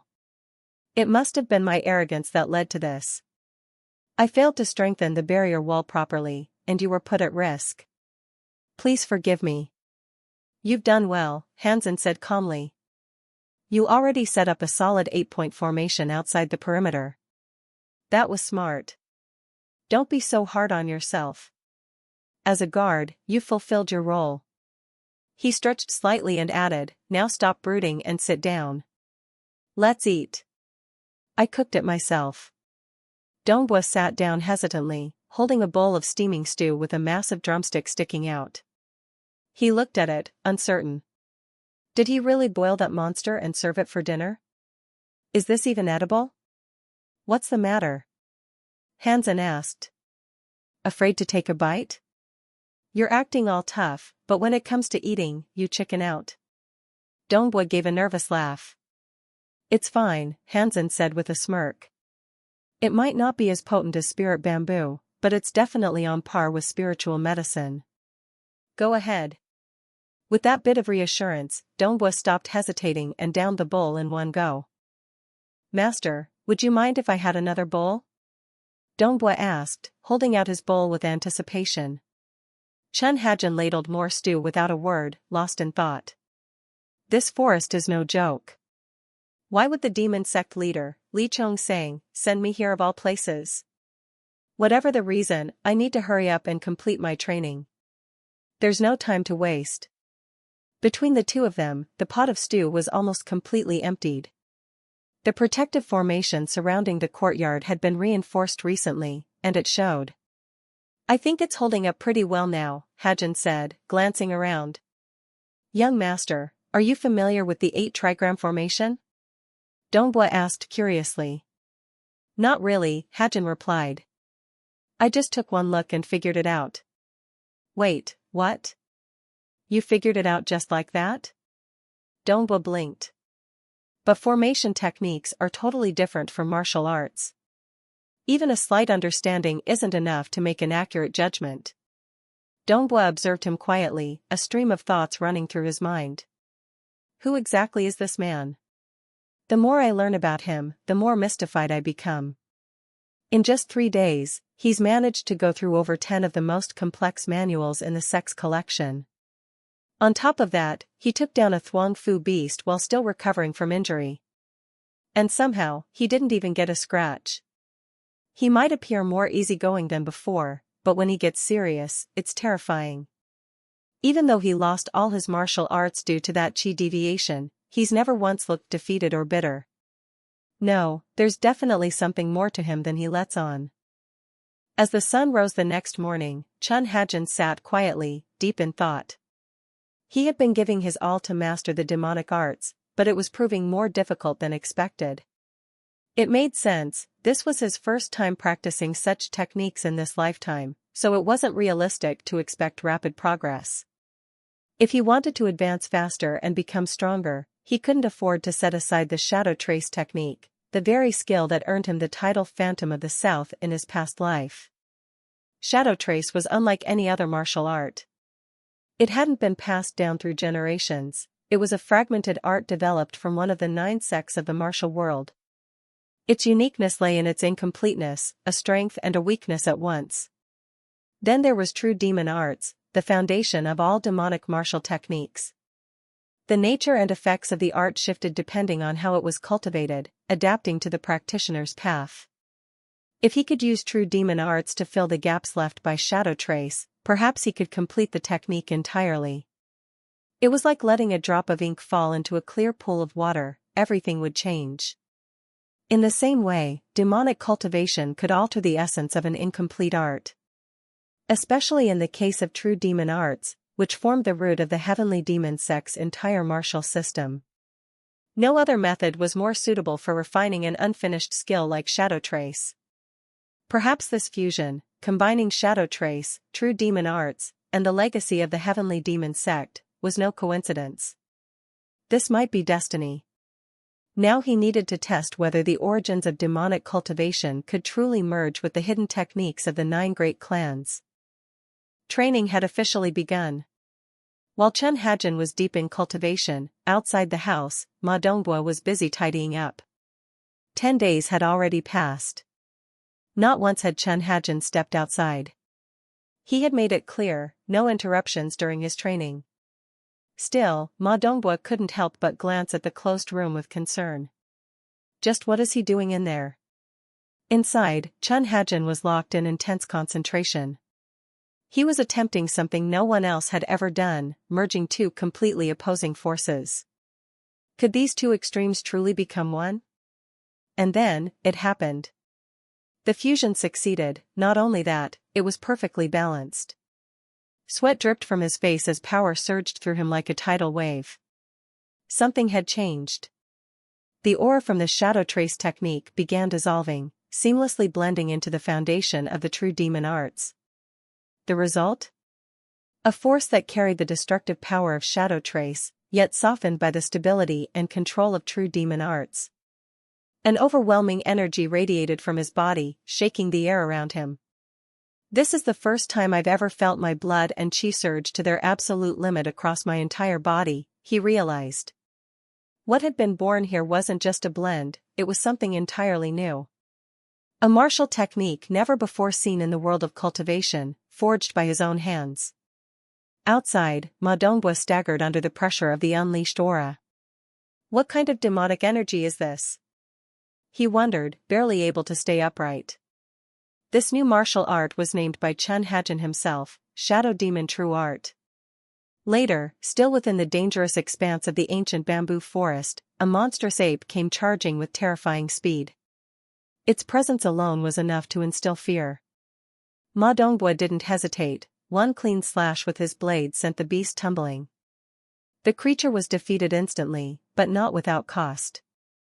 He had taken an injury in the process. That was close, he thought. A second slower and things could have gone terribly wrong. Chun Hua-jin and his companion were making their way deeper into the forest, where the dangers multiplied with every step. The further they ventured, the more treacherous the path became. My legs can't carry me any farther, young master, Ma Dongbua gasped, exhaustion in his voice. Let's head back to Truck Lam Fortress. We've done enough for today. Chun Hua-jin, his body stained with blood, kept his sword pointed at the fallen creature before him. This is one of those ape fiends I once heard about, he muttered. But they never roam alone. They move in packs. And this isn't a pack. 3 of them isn't even close. Just as he spoke, a series of earth-shaking roars echoed from the dense foliage. The sound grew louder and more menacing. Ma Dongbua froze in fear. Then, out of the shadows, a swarm of ape-like beasts burst forth, rushing toward them like a tide of primal fury. This is what a real pack looks like, Ma Dongbua stammered. There are too many, young master. We should retreat while we still can. But Chun Hua-jin didn't flinch. Instead, he smiled. You don't have to worry, he replied calmly. In his mind, though, he was well aware of the truth. Dongbua is right. After spending an entire day fighting off wave after wave of creatures, my energy is nearly spent. But I can't afford to waste any more time. I have to master this technique before I leave this place. His power began to surge once more, pushing the limits of his already strained body. The greater the pressure, the more it awakened his strength. If I can just break through, I know I'll become even stronger. He took a deep breath, channeling every ounce of his remaining will. Shadow Demon True Art, engage. Chun Hua-jin moved forward, positioning himself between Ma Dongbua and the oncoming horde. Even in the face of an entire army of monstrous apes, he showed no signs. Meanwhile, in another part of the sect, a sudden shift in atmosphere caused tension to rise. Wait a second. That noise earlier. Are you saying the 3rd young master has entered the bamboo forest to hunt Thuong Fu and those monstrous apes? Yes, sir, the messenger replied. The Grandmaster sat quietly, eyes scanning the report he had just received. A small, amused smile crept onto his lips. How curious. Without mastering the Dragon Slayer technique, it would be nearly impossible to survive an encounter with that creature's screech. Hearing this, the Grand Guardian broke into a cold sweat. That technique is far too dangerous, he thought. Tihua and Tifuk are both too intricate. Bao Thien drains too much energy, and neither would suit the third young master's physique. But Zichfeng Tian, now that one's compatible. Still, if he's wise, he won't dare attempt it. The Grandmaster's voice cut through his thoughts. I know you gave him 3 manuals of forbidden arts. The Grand Guardian lowered his head. That's correct. I passed on the scrolls for Huyet Hoa, Bao Thien, and Zichfeng. With his constitution, training in Zichfeng is reckless. If he were to suffer inner deviation, the consequences would be severe. That means, he likely chose to cultivate something else entirely. The Grandmaster's tone sharpened. Tell me, did you give him one of the highest level manuals from the sealed vault? Panic flickered in the Grand Guardian's eyes. He fell to one knee. I beg your forgiveness, Grandmaster. I opened the secret vault without your direct approval. It was my decision alone. I accept full responsibility and deserve punishment. The Grandmaster narrowed his gaze. Didn't you have clearance to access that vault? Yes, but I hadn't yet reported my actions to you. Do you regret giving that manual to the third young master? No, sir. I have no regrets. Then you will take full responsibility for the consequences? I will, he said without hesitation. Whatever comes of it, I'll bear it all. The Grandmaster's expression softened just slightly. Very well. In that case, I will respect your decision. Back in the heart of the ancient bamboo forest, the battle raged on. Every single one of the monstrous apes turned their gaze toward a single direction. Chun Hajin launched himself into the air, sword drawn, aiming straight for the center of the pack. Elsewhere, the Grandmaster poured himself a drink, casually turning to the Grand Guardian.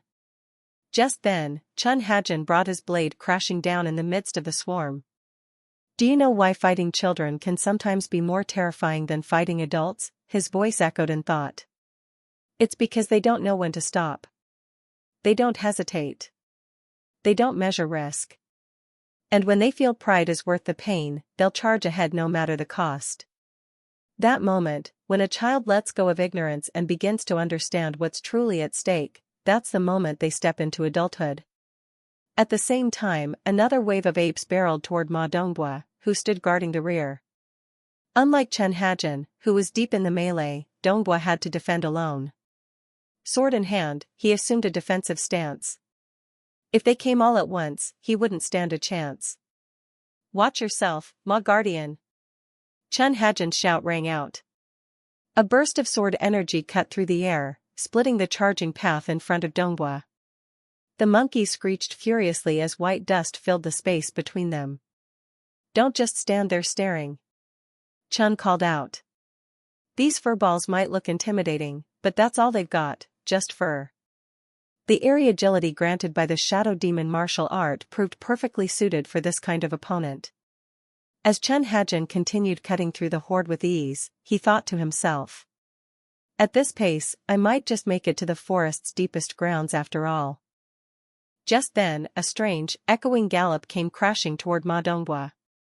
Chun Hajin sensed the incoming danger and shouted, Guardian, behind you. Something else is coming. This one's fast. Before Dongbua could even react, a sharp blow landed square on his forehead. He was sent flying back, hitting the ground hard. What was that? Where did it come from, he thought, stunned. Out of the dust stepped a beast that looked like a horse, only far more menacing. Chun Hajin's gaze locked onto it. A cold shiver ran down his spine. Don't underestimate it, he muttered to himself. This one's not like the apes or that 3-headed chicken from before. Ma Dongbua, despite growing significantly stronger after days of training and battling beasts, had been taken down in a single hit. The sheer difference in strength was undeniable. The creature's eyes burned with raw bloodlust, and its presence radiated a suffocating aura. Chun Hajin knew he couldn't hold anything back. Against this opponent, restraint meant defeat. He began to gather his strength, but it was already too late. The beast had moved. A brutal strike landed directly in his chest, launching him through the air and crashing him into a cluster of bamboo. His sword slipped from his hand and spiraled to the ground, embedding itself behind the creature. Lying among the broken stalks, blood streaming from his body, Chun Hajin gasped. So that wasn't even its full speed when it struck Donghua? The beast stamped the ground, its hooves kicking up dust as it readied another charge. Come on then, Chun Hajin whispered with a fierce glare. Try that again. You won't hit me twice with the same move. Just then, Chun Hajin sensed something was off. He tried to move, but his body wouldn't respond. His right arm had swollen grotesquely, and the pain made it clear, the bone was likely shattered. The monstrous horse-like creature was already charging again. Faced with such imminent danger, Chun Hajin tried to think through his options, kneeling on the ground, barely able to stay upright. I thought I had the upper hand. Guess I let my guard down too soon, he muttered. This forest, there was no room for carelessness. The creature's drooling jaws opened wide, ready to strike. Out of nowhere, a sword came flying and smacked into the beast's skull with a sharp crack. It wasn't enough to injure it, but it sure got its attention. It was Ma Donghua, yelling from the distance. Hey, freak! Your opponent is me.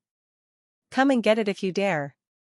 Irritated by the strike to its head, the creature shifted its gaze toward him. Chun Hajin, still unable to stand, winced in pain but managed a glance at Donghua. The creature had now turned completely away from him. That's it. Over here, Donghua called out again, steadying his breath. Not to fight, but to run.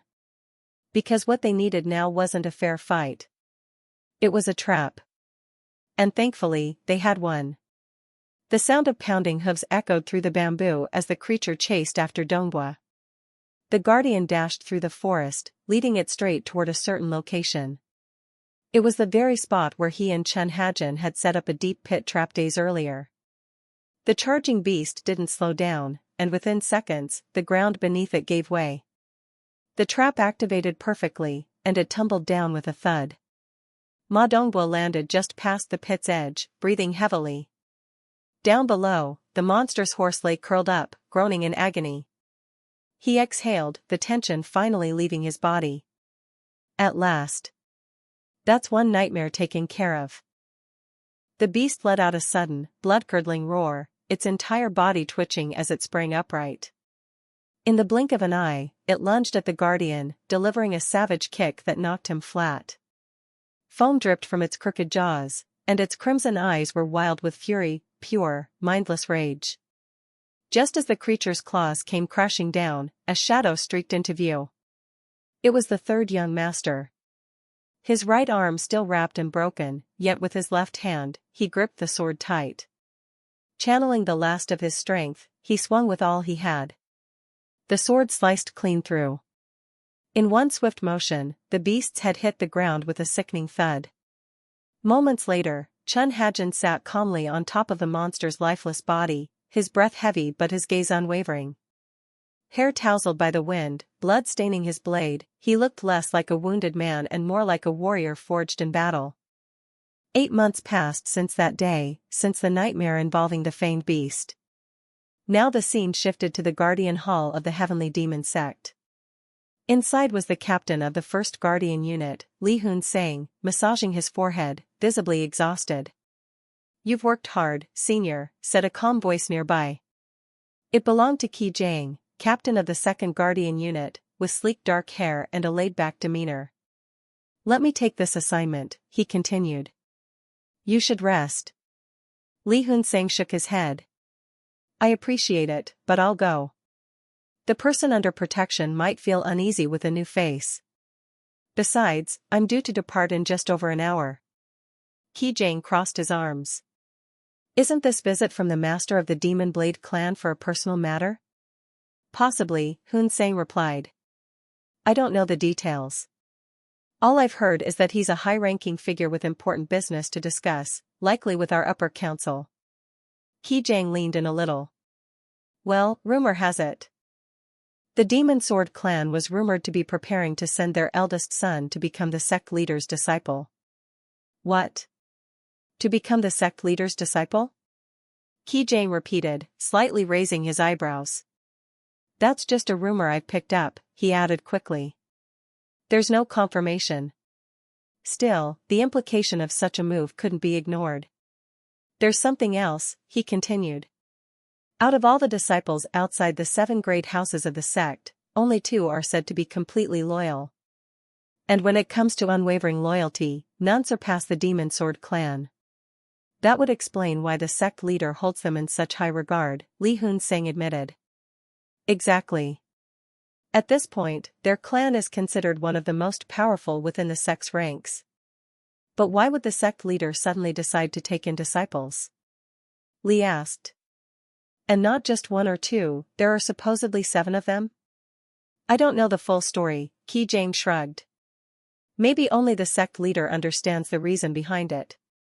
Li Hunseng nodded, though his expression remained serious. I do think those 7 disciples are still part of the plan, Qi Jiang continued. What are you trying to say?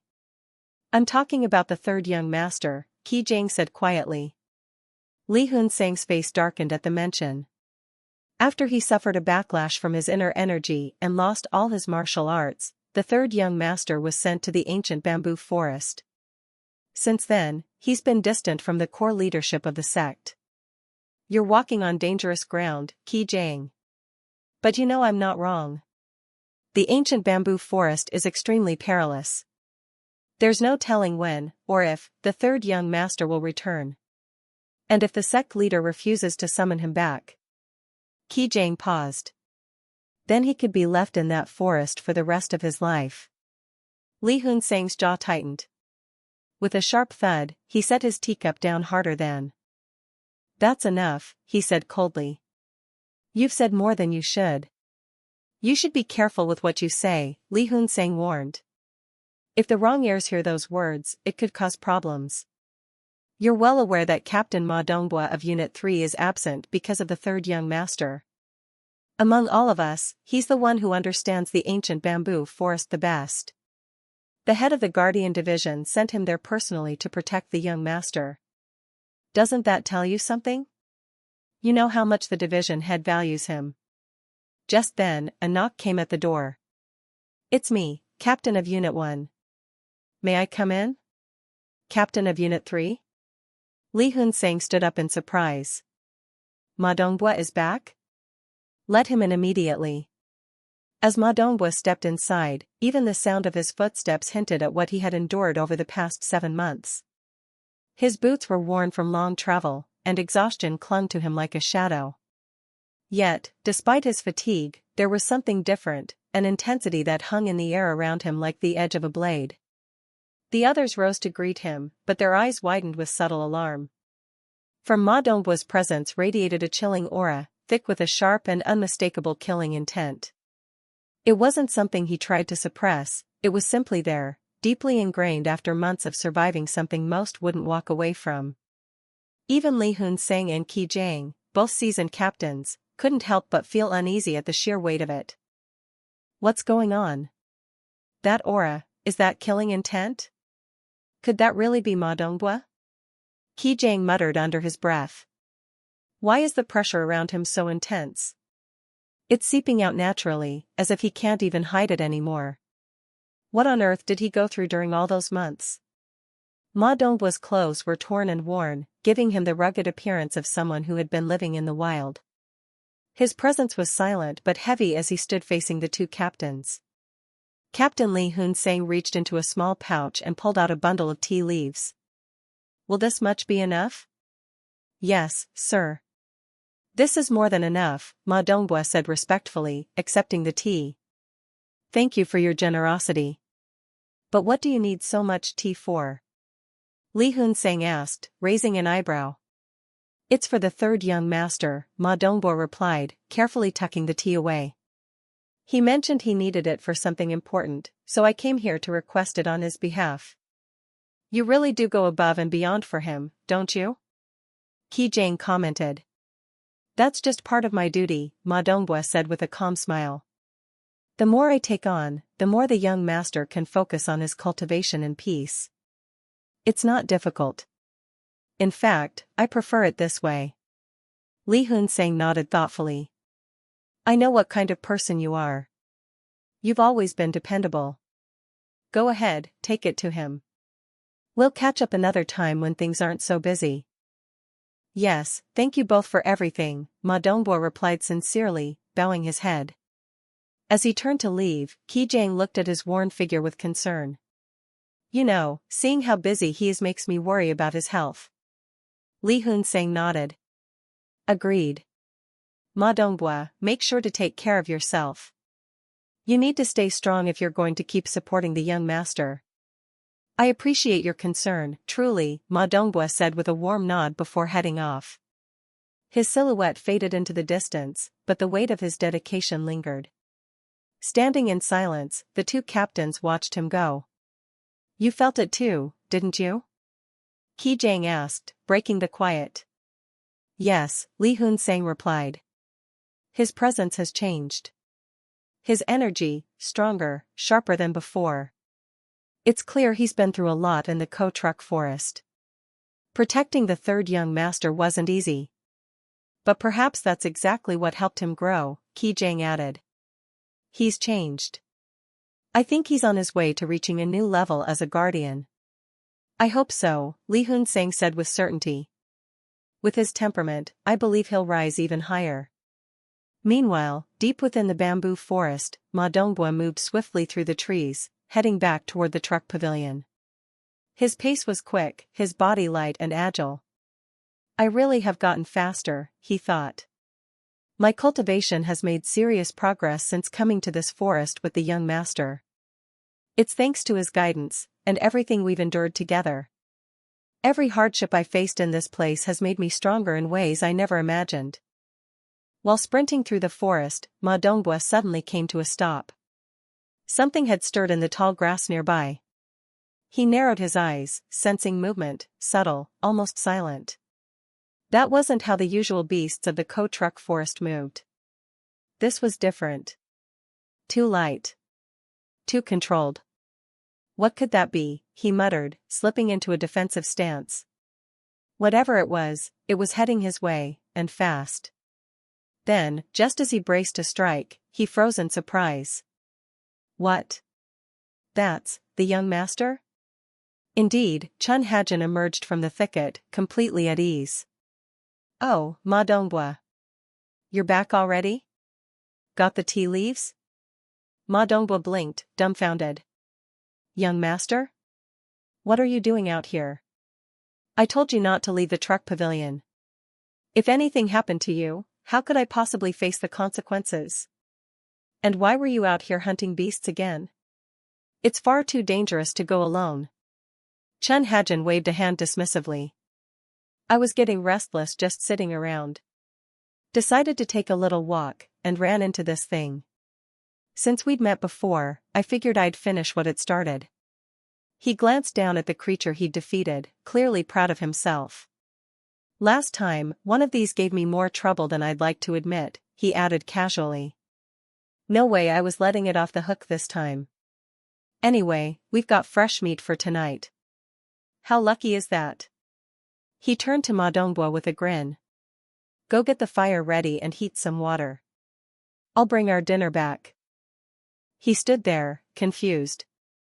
Wait, young master, your right arm, it's healed already? Or did you just forget it was broken? The bandage is still on, you know. He stared at the sling still wrapped around Chun Hajin's arm. Just a few days ago you said it hurt so much you needed me to help with everything, from meals to, well, everything else. The realization hit him hard. All those chores, all that running around, had he been tricked? Looks like there's no pretending anymore, he muttered to himself. Back at their lodging, Ma Dongbua busied himself with cleaning, washing dishes, doing laundry, while Chun Hajin sat quietly in meditation. The energy radiating from him was thick and intense, almost visible in the air around him. This was the same man who had once lost all his martial strength after suffering internal damage from cultivation gone wrong. And now, here he was, restoring his power to such a degree that he'd taken down a beast like that horse demon single-handedly. It was hard to believe. The Kotruk forest was a place where danger hid behind every shadow. If anything, Ma Dongbo felt more pressure than ever. He had to stay vigilant. He had to protect the young master so he could train in peace. Just then, Chun Hajin opened his eyes, signaling that his training session had ended. Ma Dongbo stepped forward immediately. "You've finished your session, young master?" Chun Hajin jumped slightly. "Whoa. Dongbo, could you not sneak up on me like that? You startled me. What is it this time?" He narrowed his eyes, "And please don't start talking about how dangerous this forest is again. You've already drilled that into my head." But Ma Dongbo responded calmly, "Yes, I've said it countless times. But even so, I'll keep reminding you, young master. You never know what's lurking out here. This place is too dangerous. You really shouldn't take it lightly," the guardian said with a serious tone. "No matter what you're planning, please proceed with extreme caution." The young man scratched his head and replied with a casual grin. "Yeah, I know. But time isn't exactly on our side, so I need to move quickly." "You have something urgent to take care of?" the guardian asked. "You still don't get it, do you?" Chun Ha-jin looked at him. "Sure, we know this place is dangerous now. But I'm talking about what's coming next. The threats we've seen so far are just the beginning." The guardian fell silent for a moment, confused. "You mean, things could get even worse?" "Exactly. Like you said, this forest is as deadly as it is ancient. Everything here could kill you. The spiritual energy is so dense, it's changing the creatures, and even the plants." He clenched his fist and flexed his arm, veins bulging as his muscles tightened.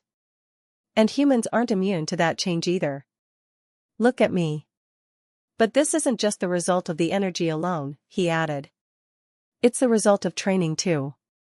You can't achieve this level of growth in just 8 months anywhere else. Only this place allows it. That's why I said we're running out of time. The longer we stay, the more dangerous it becomes. When something exists in excess, it becomes unstable." He glanced around at the towering trees and strange creatures nearby. "They've adapted to this environment. But we haven't. You remember the injury I got when we fought that wild horse? The one that broke my arm?" The guardian nodded. "Yes. That kind of injury, if it reached the bone, would take at least 2 months to heal." Chun Ha-jin raised his arm and gave him a look. "You're wrong. It only took me a single week to recover completely. And not just that," he continued. "Even the wounds I got earlier from that beast have already closed. I'm fully healed. There's still time left, not even half a watch has passed. Just look and tell me I'm wrong." Ma Dongbo widened his eyes, carefully observing. The superficial wounds were one thing, but what truly shocked him was the recovery speed. It was unreal. The way the injuries were healing so rapidly, almost unnaturally, felt like more of a warning than a blessing. His gaze moved to the arm, now mostly healed, but something about it had changed. The texture, the energy flowing through it, even the subtle color shifts. It wasn't just healing. It was transforming. When we absorb too much spiritual energy too quickly, it doesn't always end well, Chun Ha-jin said calmly. Ma Dongbo swallowed hard. He had heard about this before, the stories of those who trained deep within the bamboo spirit forest and saw massive gains in a short time. But those stories never talked about the consequences in detail. "This place really does push your growth to insane levels," Ma Dongbo muttered to himself. "But if we keep drawing in energy like this, won't our meridians reach their limit? What happens when we go beyond that?" Chun Ha-jin looked at him. "That's exactly what I'm saying.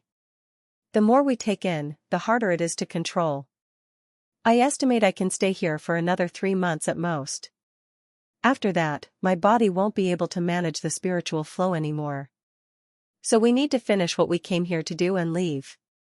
The sooner, the better. Ma Dongbo hesitated. But young lord. Without the sect leader's command, how can we just leave this place? Chen Hajin chuckled. You misunderstood something. The sect leader told me to come here and train, yes. But he never said I had to remain here indefinitely. He stepped forward with confidence. I can leave whenever I decide to. Don't mistake his words as some kind of imprisonment. But still, young lord, if we leave on our own, wouldn't that go against his intentions? What did you just say? Chen Hajin turned, raising an eyebrow. From the very beginning, when I met the sect leader, he already gave me his word. Coming here was merely part of my training. I'm free to leave whenever I choose, Chen Hajin said casually. Ma Dongbo blinked in confusion. Young lord, why would you say such a thing? You only need to know that much, Chen Hajin replied, dismissing further questions.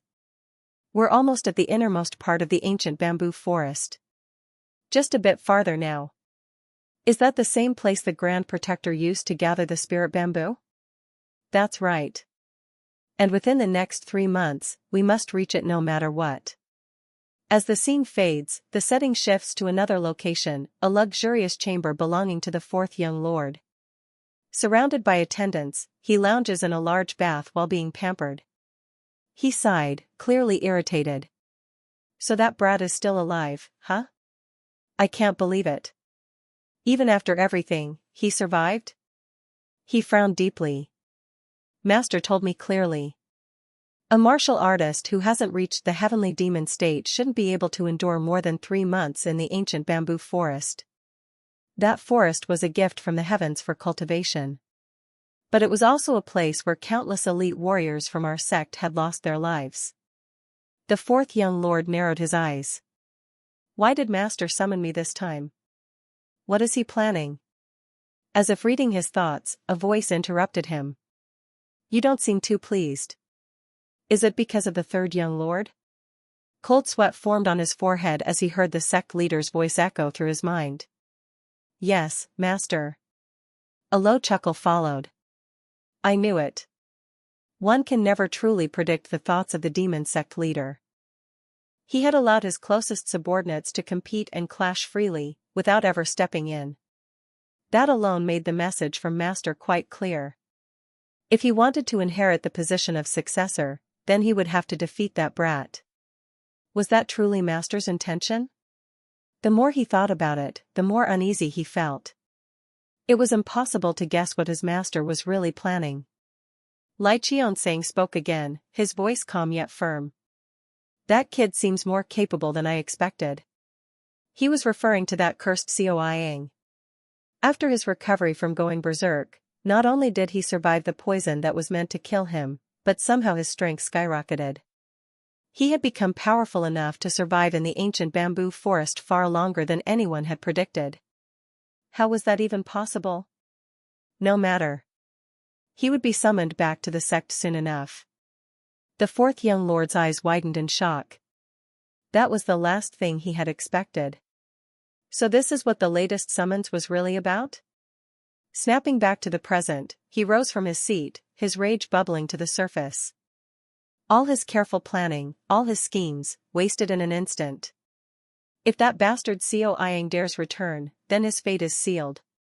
He would personally see to it that Coiang never walks out alive again. Meanwhile, deep in the bamboo forest, a servant approached respectfully. Young lord, here is the tea and spirit medicine you asked for. He raised an eyebrow at the amount. That's more than I expected. Good job. He took a sip and nodded. Turns out, these tea leaves are surprisingly effective against those strange beasts. Only recently had he learned that little detail. In their current situation, fighting head-on with those creatures wasn't a long-term solution.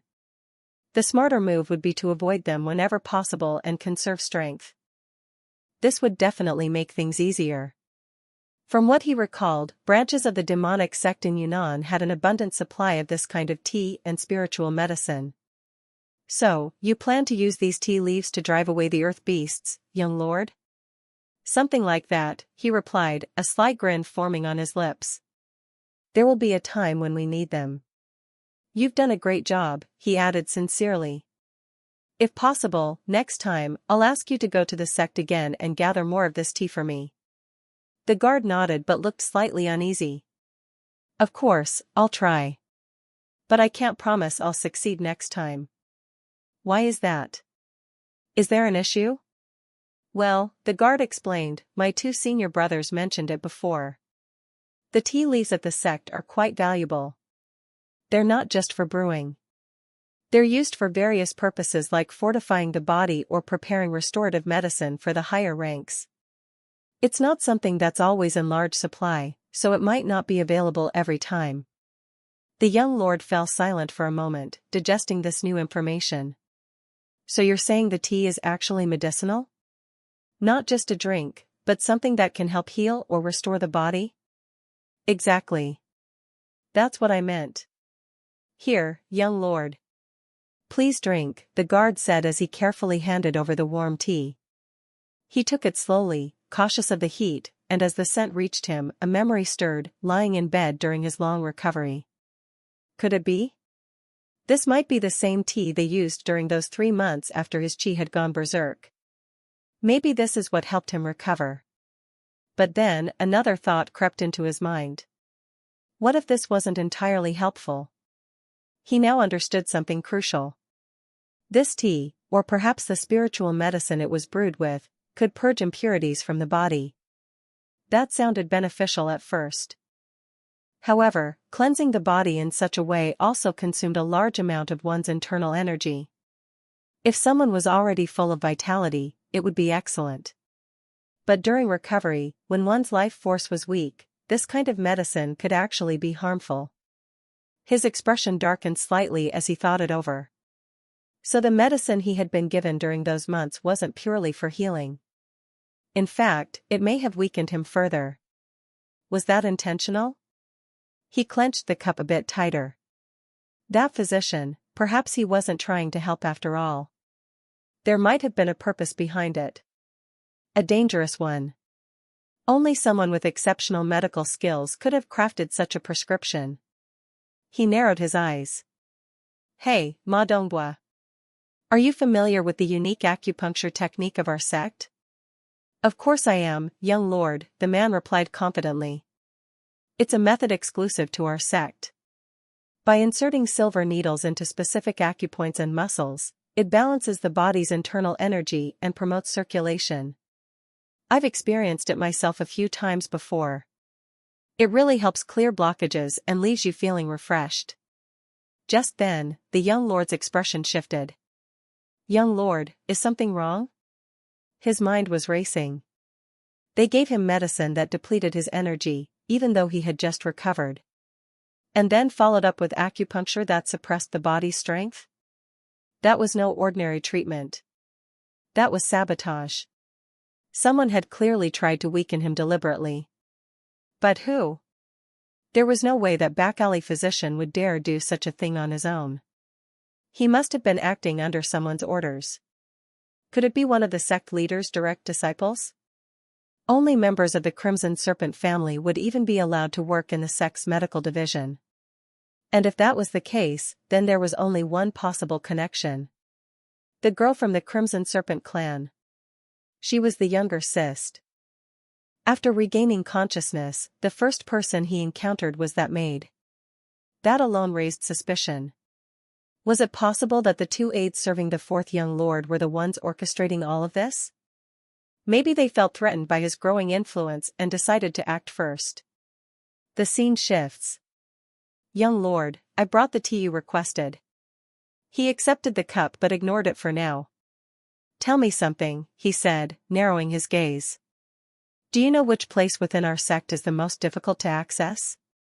The servant looked startled for a moment, then responded, Are you referring to the Forbidden Bamboo Grove, my lord? That's the obvious answer, he said calmly. Yes, it's dangerous.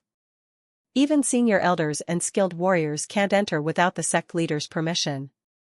But that's not quite what I meant. He leaned forward. I meant the kind of place people don't even dare approach under normal circumstances. The servant thought hard, then lowered his voice. In that case, it would have to be the military advisor's compound. It's said to be completely off limits. Everyone in the sect knows it's not a place one just visits casually. The authority of Advisor Song is so absolute that no one would dare challenge his boundaries. Is that so? He nodded slowly, half to himself. Perhaps it's not impossible.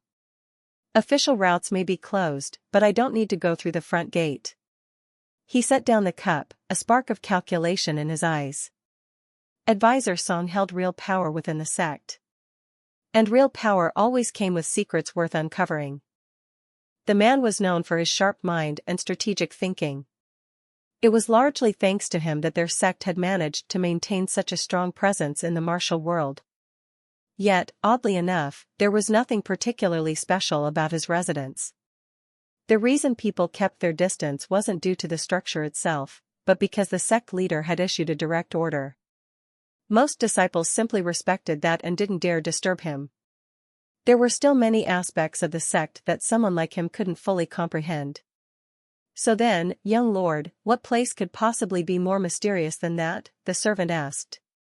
He didn't hesitate. The Guardian Hall, he said quietly. Just as the name suggests, the Guardian Hall operated entirely apart from the other divisions of the sect. Its sole purpose was to ensure the safety of the sect leader and carry out critical missions directly tied to the survival of the sect itself. No one interfered with it, unless they were prepared to confront the sect leader head-on. That's why I've never crossed that line, he admitted.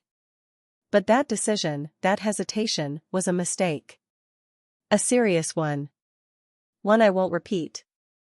The servant looked puzzled. Forgive me, young lord, but what exactly are you saying?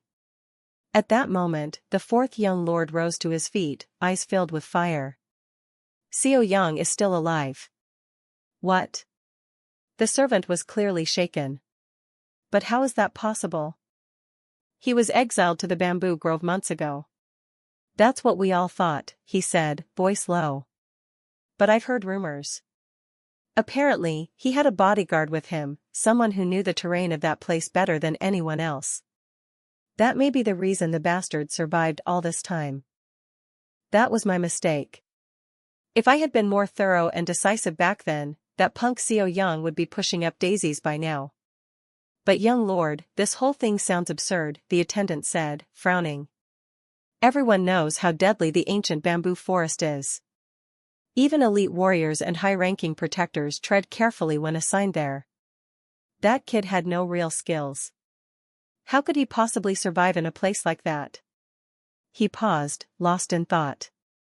Based on what I've gathered, his body had already fully recovered before the sect leader sent him into exile. That alone is odd. Even with his health restored, he didn't know any martial arts. How does someone like that make it out of a death trap alive? Then his expression hardened. You have your orders. I want you to prepare manpower and weapons immediately. If poison couldn't kill him, if the forest itself failed to end him, and even madness didn't take hold, then I will step in personally and make sure there's no next time. You mean, you're going after him yourself? He smirked. No need for that. I won't have to lift a finger. Someone else will handle it for me. But earlier, didn't you say we needed to gather troops in arms? That's right, he nodded. But not for me. I'm giving them to someone who will use them on my behalf. What he does with those tools is none of my business. As long as the job gets done, I don't care how it's carried out. Using someone else to strike on your behalf, isn't that exactly what the sect leader always preaches? Let's see if that brat can survive this time. Once someone becomes my target, escaping death is nearly impossible. He chuckled darkly at the thought. Scene shifts to the ancient bamboo forest. Young master, are you planning to head out already? I am, he replied confidently. There's no need to worry. My strength and arm have fully recovered. But still, I'm concerned for your safety. The beasts lurking in this forest are nothing to take lightly. I'll be cautious. Besides, I've already had some experience dealing with them. I know what I'm walking into. He looked toward the thickening mists of the forest. My plan to reach the deepest part of this place remains unchanged. Young master, perhaps you could wait a little longer, the attendant suggested. Let me speak to some of the elders who once ventured into that area. Their insights could prove useful. That won't be necessary, the young man replied calmly. Think about it. Why do you think the sect leader sends only the most elite guardians and top martial experts to retrieve the soul bamboo? He paused. Experience helps, but what truly matters is strength. Without the skill to survive, knowledge alone is useless in there. Then that's all the more reason to be cautious, the attendant insisted. Even if you've made a full recovery, your martial skills are still far behind those top fighters. Compared to them, you're not ready yet. I hope you won't take offense, young master, but I must speak frankly, said the subordinate, bowing with sincerity. You're not wrong, Chun Ha-jin replied with a calm expression. My martial skills now are far from comparable to the top experts of our sect. He paused, then smiled with quiet confidence. But I possess something they don't. His words caught the guard off guard. The man looked at him, confused, unsure what the young master meant. Chun Ha-jin's voice grew more focused. I have mastered Shadow Demon Arts and the Phantom Veil technique. These are the two highest level techniques passed down by the sect leader himself. In his past life, he had been a cold-blooded assassin, and mastering the Phantom Veil had been essential. Every skilled assassin was required to push that technique to its absolute peak. It allowed him to approach a target silently, escape unseen, or kill without leaving a trace. It was the foundation that earned him the title King of Killers across the martial world. Still, it had been a long time since he had used such techniques inside the ancient bamboo forest. This place demanded open, direct combat. The demonic beasts here were not meant to be assassinated, they were meant to be fought. Battling them head-on was a way to build real combat experience and sharpen one's abilities. However, venturing into the deepest part of the forest was no longer just a test of skill, it was a life-or-death journey. Once he stepped beyond that point, survival would require everything he had. That was where the Phantom Veil technique would come into play, letting him operate at his absolute best. As for the Shadow Demon Arts, he had already begun to comprehend its essence. Though not yet perfected, it was steadily becoming part of his arsenal. Using the Phantom Veil technique in his current state wasn't without its drawbacks. The residual toxins and turbulent energy in his body could interfere with the technique's full potential. That's exactly why Chun Ha-jin needed the special herbs that the Demon Guardian had brought back earlier. Those herbs would help purify the murky energy within him, making it easier to sync with nature and slip into stealth mode more effortlessly. However, the effects of the herb were short-lived, lasting only half an hour at most. But that was more than enough. He wasn't planning to linger.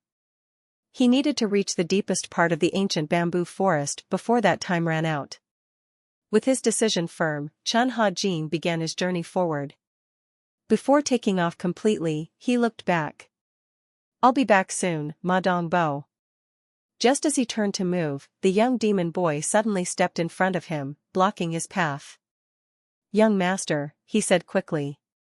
Forgive my boldness, but I still worry about your safety. Please, allow me to go with you. No need, Chun Ha-jin replied firmly. Stay here and wait for me. That's an order. But young master, protecting you is my duty. If anything were to happen to you, I wouldn't be able to live with myself.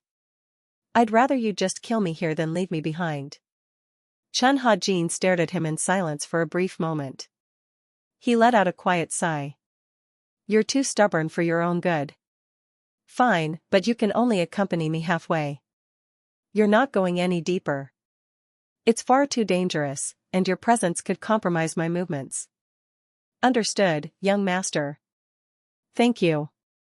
Without wasting another second, the two of them sprinted forward at full speed, covering ground rapidly. Eventually, they came to a sudden stop. Wait, Chun Ha-jin said. This is the same spot where I fought that mutated beast last time. Let me check the surroundings. It might be the entrance to the deepest part of the forest. Just then, a gust of wind swept through the area, carrying with it a foul, nauseating stench. Be careful, young master. The air here is thick with demonic energy. Suddenly, a foul stench filled the air, so thick it made their noses wrinkle in disgust. What on earth is that smell? Ma Dongbo blurted out, clearly alarmed. Before they could recover from the shock, he pointed frantically toward the distance. Young master, over there. Look. Across the clearing lay dozens of twisted, lifeless bodies. Beasts of all shapes and sizes were sprawled across the ground, unmoving. The scene was eerie, like something out of a nightmare. Why are there so many dead beasts here? Chun Ha-ji narrowed his eyes. This doesn't make any sense. Something's definitely not right. If you think this video is insanely awesome, don't forget to like and subscribe, and turn on the bell to catch all the latest updates.